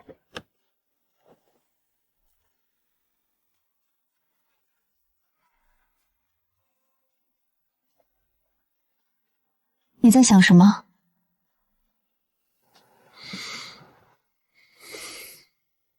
在想你。刚才在会议室，大家都在看秦恒笑拍桌子，我在看你。你站起来时背挺得直，念条款时声音稳，睫毛都没颤一下。我只记得我是你丈夫，想冲上去告诉所有人，我的太太已经够棒了，不需要对着任何人鞠躬道歉。只有今天才让你心动，以前没有过。今天不一样，今天不是心动，是移不开眼，是想把你藏起来，只让我一个人看。你知道我在念条款的时候在看什么吗？什么？在看你的手。你一紧张就会敲桌面，可我开口之后，你的手就一直放在桌面上没动过。你是不是看出来我能搞定这件事？我从一开始就知道你会把这件事做得很漂亮，我只是控制不住自己。从你站起来开口那一秒开始，眼睛就粘在你身上挪不开了。你今天在会议室里看我了吗？看了，一开始还分心怕你看出我紧张，结果你后来那么安安静待着，我反倒踏实下来了。因为你看我了，你一看我，我就知道该怎么往下说。你以前一直是这样吗？一个人坐在会议室里，皱着眉，孤零零一个人撑着。我以前总觉得所有事都该我自己扛，没必要让身边的人跟着担惊受怕，直到现在才明白，今天第一次知道，原来有人和你一起扛的感觉是这样的。以后都有我和你一起并肩作战。你想不想知道在车上并肩作战是什么感觉？我们等下不是还要去看外婆吗？迟到不好。看外婆之前，先看我，时间还来得及。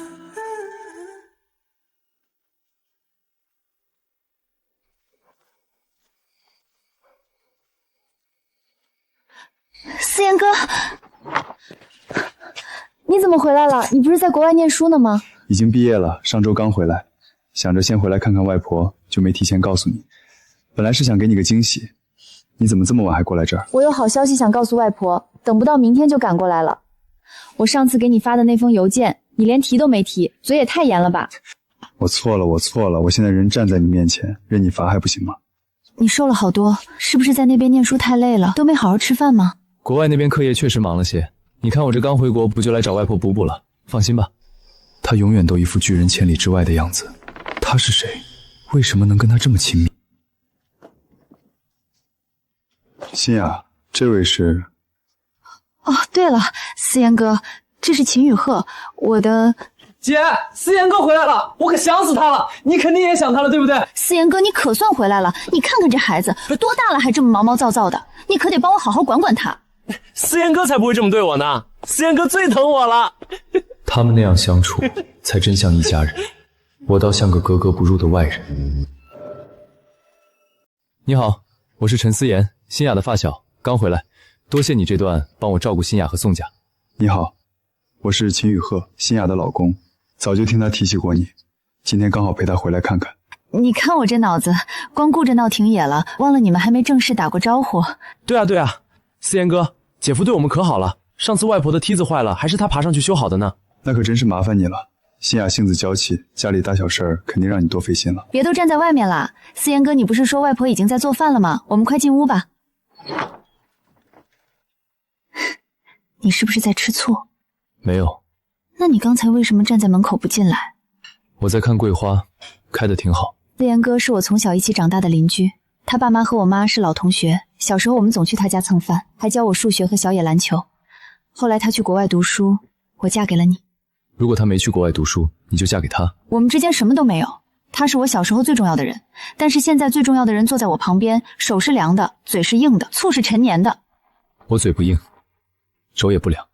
那是谁刚才脸比开会的时候还臭呀？走吧，进去了，外婆还在等我们。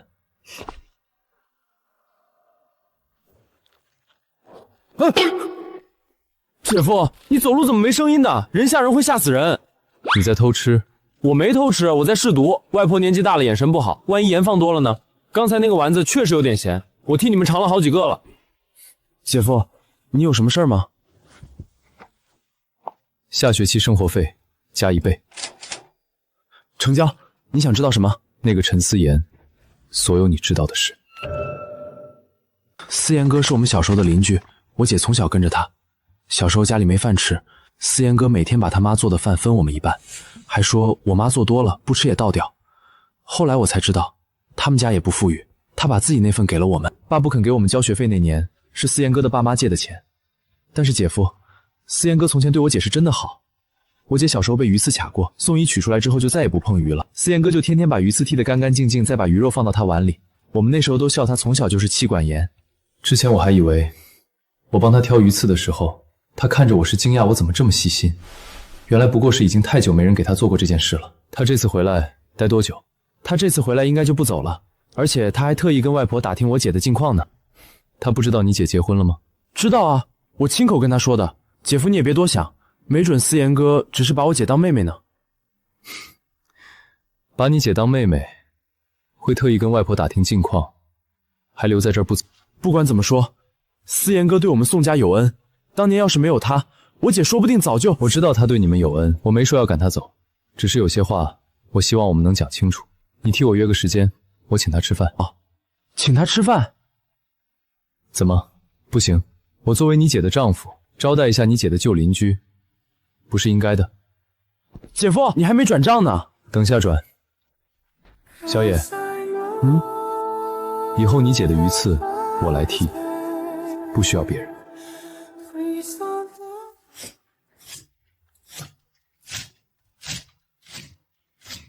你小时候第一次学做菜，切的就是葱花，刀工还是和以前一样粗细不匀。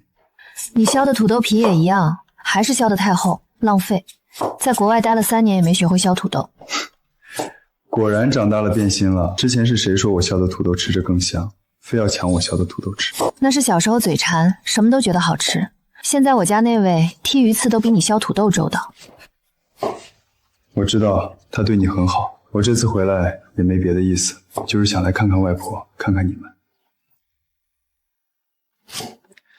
我还记得你小时候得站在小板凳上才够得到灶台，那时候我说你刀工差，把葱都切歪了，你一生气直接把整盘葱花全塞我嘴里了。都多少年的陈谷子烂芝麻了，你还记得这么清楚？和你有关的事儿我都记得。对了，你刚才说要给外婆说个好消息，能不能先讲给我听听，让我也提前开心一下？我妈当年创办的那家公司我拿回来了，现在我是重股20%的股东兼法人代表。今天刚开完董事会，已经把度假村项目的合作合同签下来了。你小时候连见你爸一面都不敢，现在居然能把公司从他手里夺回来，还敢亲自在董事会上签合同。小雅，你真的变了好多。我没变，只是以前不敢做的事，现在敢了。还是和以前一样，一做饭就见油。你小时候第一次煎鸡蛋，差点烧了厨房。还记得那次你非要自己翻面，结果蛋飞出去粘在天花板上，后来我踩着椅子帮你铲下来。记得那颗蛋粘在上面好几天，外婆一直追问是谁干的，你不让我说，后来外婆以为是小野干的，罚他扫了1星期院子。老远就听见你们俩在这儿笑，说什么呢这么开心？也带我一个。正说小时候的糗事儿呢，你要不要过来搭把手？你不是想吃我做的番茄牛肉面？难得你哥回来，一起尝尝我的手艺。不用麻烦了，我待会儿还有事儿，吃完就得走。都是自己人，麻烦什么？正好新亚也想吃了。雨鹤的手艺确实不错，这么多年难得凑齐一回，你就尝尝嘛。你都发话了，我哪敢不从啊？你出去陪外婆吧，这儿油烟大，做饭的事儿交给我们男人来就好。你倒是挺会在他面前刷好感。我是她老公，本来就该这样。老公，你觉得你这个位置还能坐多久？我和新雅已经领了证，领证又怎么样？外婆也认了我这个孙女婿，这个位置我能做多久，用不着你来操心。要不是我这几年出国了，你觉得你有机会站在这儿跟我说话？过去的事翻过去就是翻过去了，现在新雅在我身边，以后也会一直是。你记住，抢来的东西，迟早要还。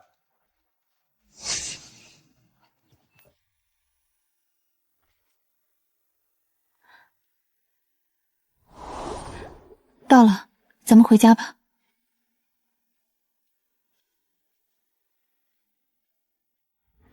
宋新雅，你小时候真的喜欢过他吗？秦雨鹤，我嫁的人是你。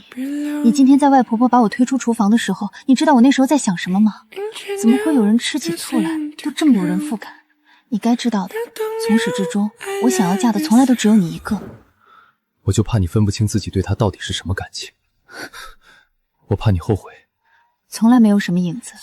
秦雨鹤，站在我身边要和我一辈子的人是你，会把我护在身后给我安全感的人也是你，我心里最要紧的位置自始至终都只有你。秦雨鹤，你这种吃醋的方式让我觉得自己被你珍视到了骨子里。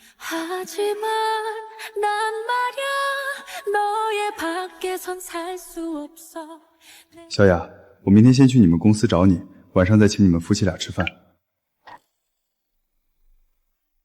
你要去吗？明天去吃饭，我穿哪套衣服会更帅一点？我老公本来就是全天下最帅的，哪用得着挑衣服？那就不穿。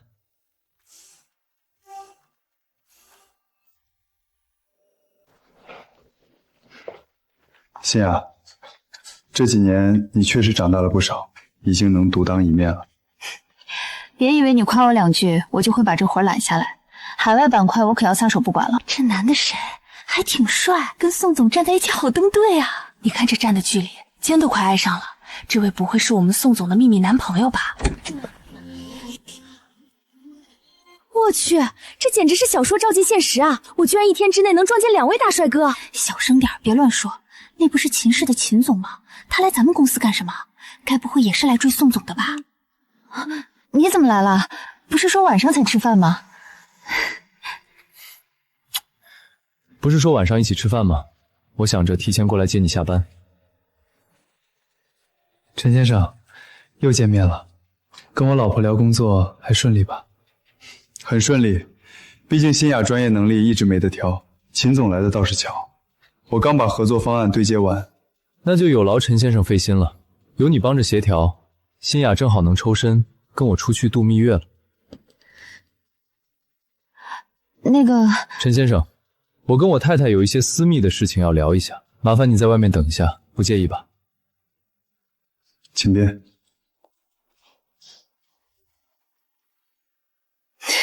秦雨鹤，你刚才当着全公司的面把带着合作方案来的陈思妍关在外面，还说私密的事情。我和他在里面谈了1个多小时项目合作，你一进门就把人赶出去了。你以前从不在外人面前这样。上次是晚宴，这次不一样。上次秦家晚宴上你连我的手都没牵，哪里不一样？上次没有陈思莹，她泡的咖啡温度合适吗？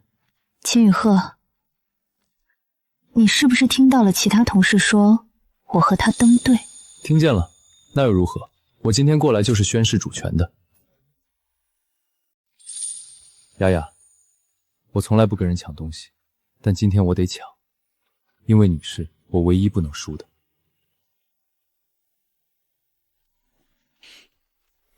以后你们谈方案记得把门开着，实在不行我来谈，得让他慢慢习惯你是我老婆。知道了，我以后谈方案都会开着门。你出去跟他说句话吧，别让他太难堪了。陈先生，让你久等了。我太太说你们合作方案签得很顺利，你在国外可能对国内的审批流程可能不太熟，以后国内对接的事可以来找我。老婆，今晚我订了你喜欢的那家餐厅。知道了。今晚我做东，就当庆祝你们合作顺利。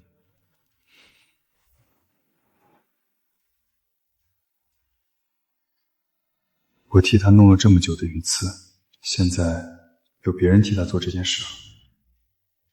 老婆，小心刺。秦总对新雅确实上心。她是我太太，我不上心谁上心？要是我能更早认识她，她也就不会遭卡斯的罪了。关于她，我知道的可不止这一件。我们从小一起长大，一块经历过的事儿太多了。小雅，你还记得小时候有一次你在院子里写作业，非要把桂花夹在作业本里当书签？他后来把那些桂花书签全部扔了。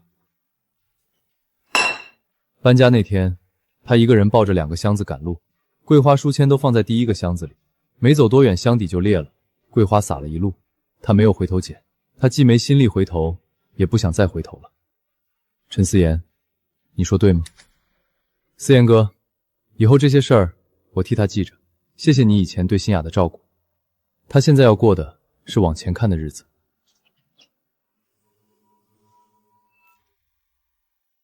敬你们夫妻，祝你们白头偕老。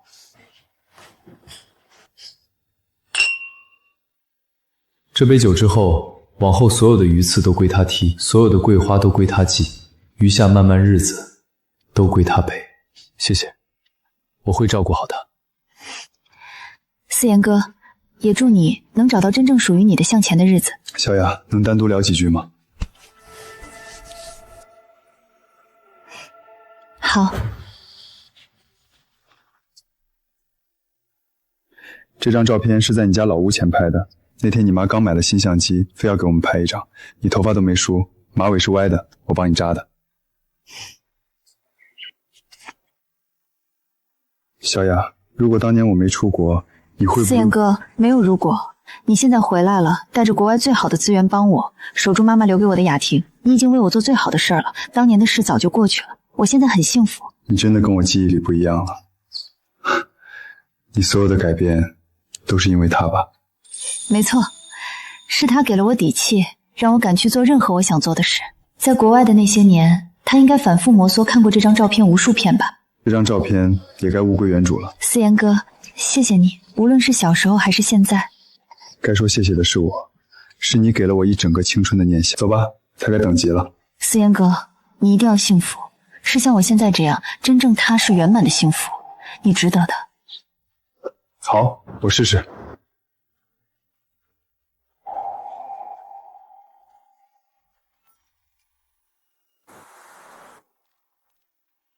走吧，我们回家。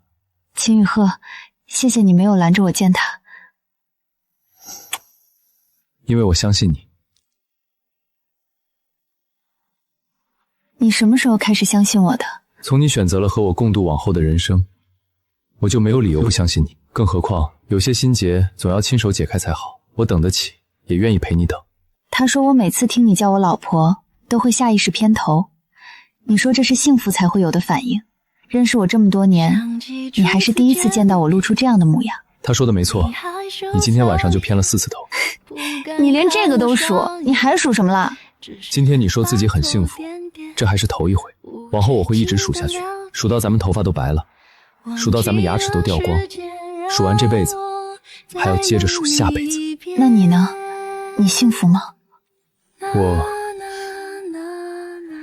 我曾以为幸福是赢董事会，赢秦昊少，赢陈思然，如今才明白，幸福并非赢，是你在花园与他交谈后回到我身旁，将手放进我手心里，这个动作比任何胜利都让我觉得赢了全世界。他说昨天跟外婆学会了做桂花糕，下次回来做给我们吃。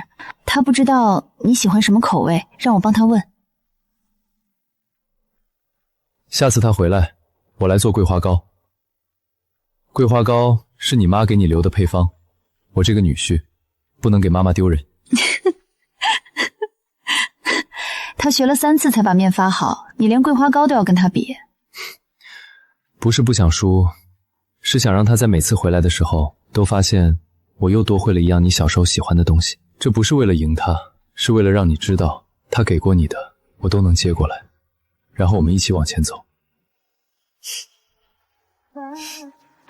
你不需要学会做桂花糕来证明什么，过去的那些回忆我好好收着，往后的日子我只想和你一起过。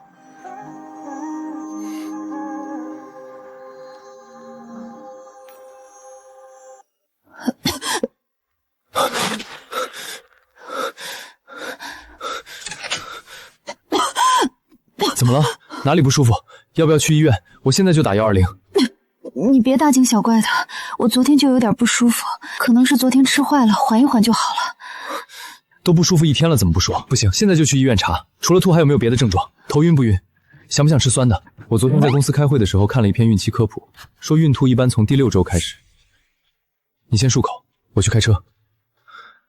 医院8点开门，现在7点半，路上不堵车的话，10分钟能到。你上次生理期是什么时候？秦雨鹤，你刚才问了我6个问题，我先回答哪个？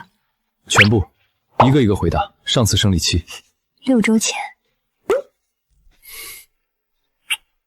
你先换衣服，我下去热车，咱们现在就去医院。别紧张，也别害怕，我一直陪着你。也不知道到底是谁更紧张。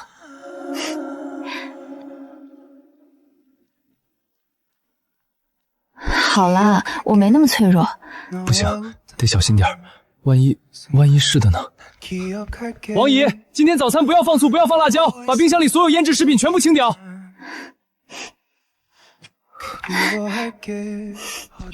慢点走，你提前叫我一声，我好上来扶你啊。我只是下个楼，你这紧张的都快把我架起来了。不怕1万就怕万一，小心点总没错。咱们还没去医院检查呢，万一不是你想的那样怎么办？那也得小心养着，就当提前练兵了。真不是的话，我们也慢慢来，不急。先喝口粥暖暖胃，王姨一早就熬好了，等咱们吃完，我就带你去医院。恭喜，已经怀孕6周了，目前来看各项指标都很正常，接下来要注意休息，按时来做产检。怀孕前3个月要避免剧烈运动。这位准爸爸，你是有什么问题要问吗？快放我下来，这么转的我头都晕了。宝宝，我是爸爸。你声音这么轻，宝宝哪听得见呀？心雨啊，我们真的有宝宝了，我有点开心，也有点怕。怕什么？怕我做不好，怕你疼，怕好多，但是更多的是开心。我们回家把这个消息告诉外婆和奶奶吧，他们肯定更开心。好，咱们慢慢走，不急。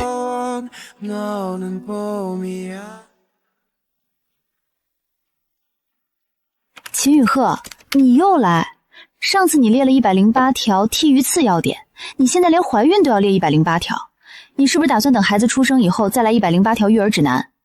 已经在写了，育儿笔记目前写到第17条。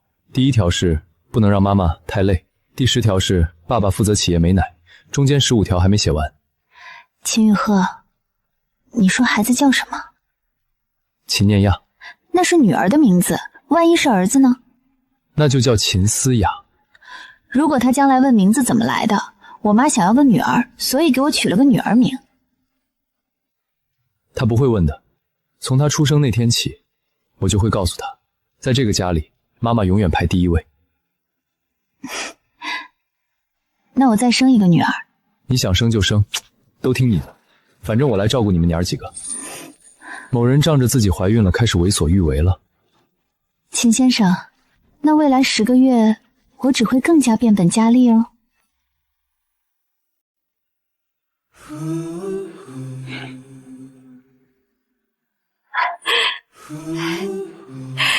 快让我好好亲亲我的大乖孙！这孩子手劲儿跟他爸小时候一模一样。赫赫小时候也爱抓我项链，差点把线扯断。后来我换了一根钢丝线，防了他3年。3年之后呢？3年之后他自己会解扣子了，防不住。你儿子以后也会解扣子，看你到时候怎么防。秦汉霄，你要抱就抱，不抱就把手放好。我没想抱。都这么大岁数了还嘴硬，从我抱过来你眼睛就没离开过孩子，站这儿半天腿都不带动一下的，还说没想抱，别给我装模作样，赶紧过来！你都当爷爷了，抱个孩子还跟捧个烫手山芋似的，放松点儿，别吓着我的大乖孙。眼睛长得像新芽，那可不，鼻子嘴巴还像雨鹤呢。咱们这小娃娃啊，把他爸妈的优点全继承了。各位，咱们准备好了就可以拍全家福了。放松点儿，笑一笑，摄影师看着呢，摆着个脸像谁欠你钱似的。宋婷爷，你定直点儿，照全家福了。널 알아볼 수 있을 것 같아 멈추지 않는 내 심장이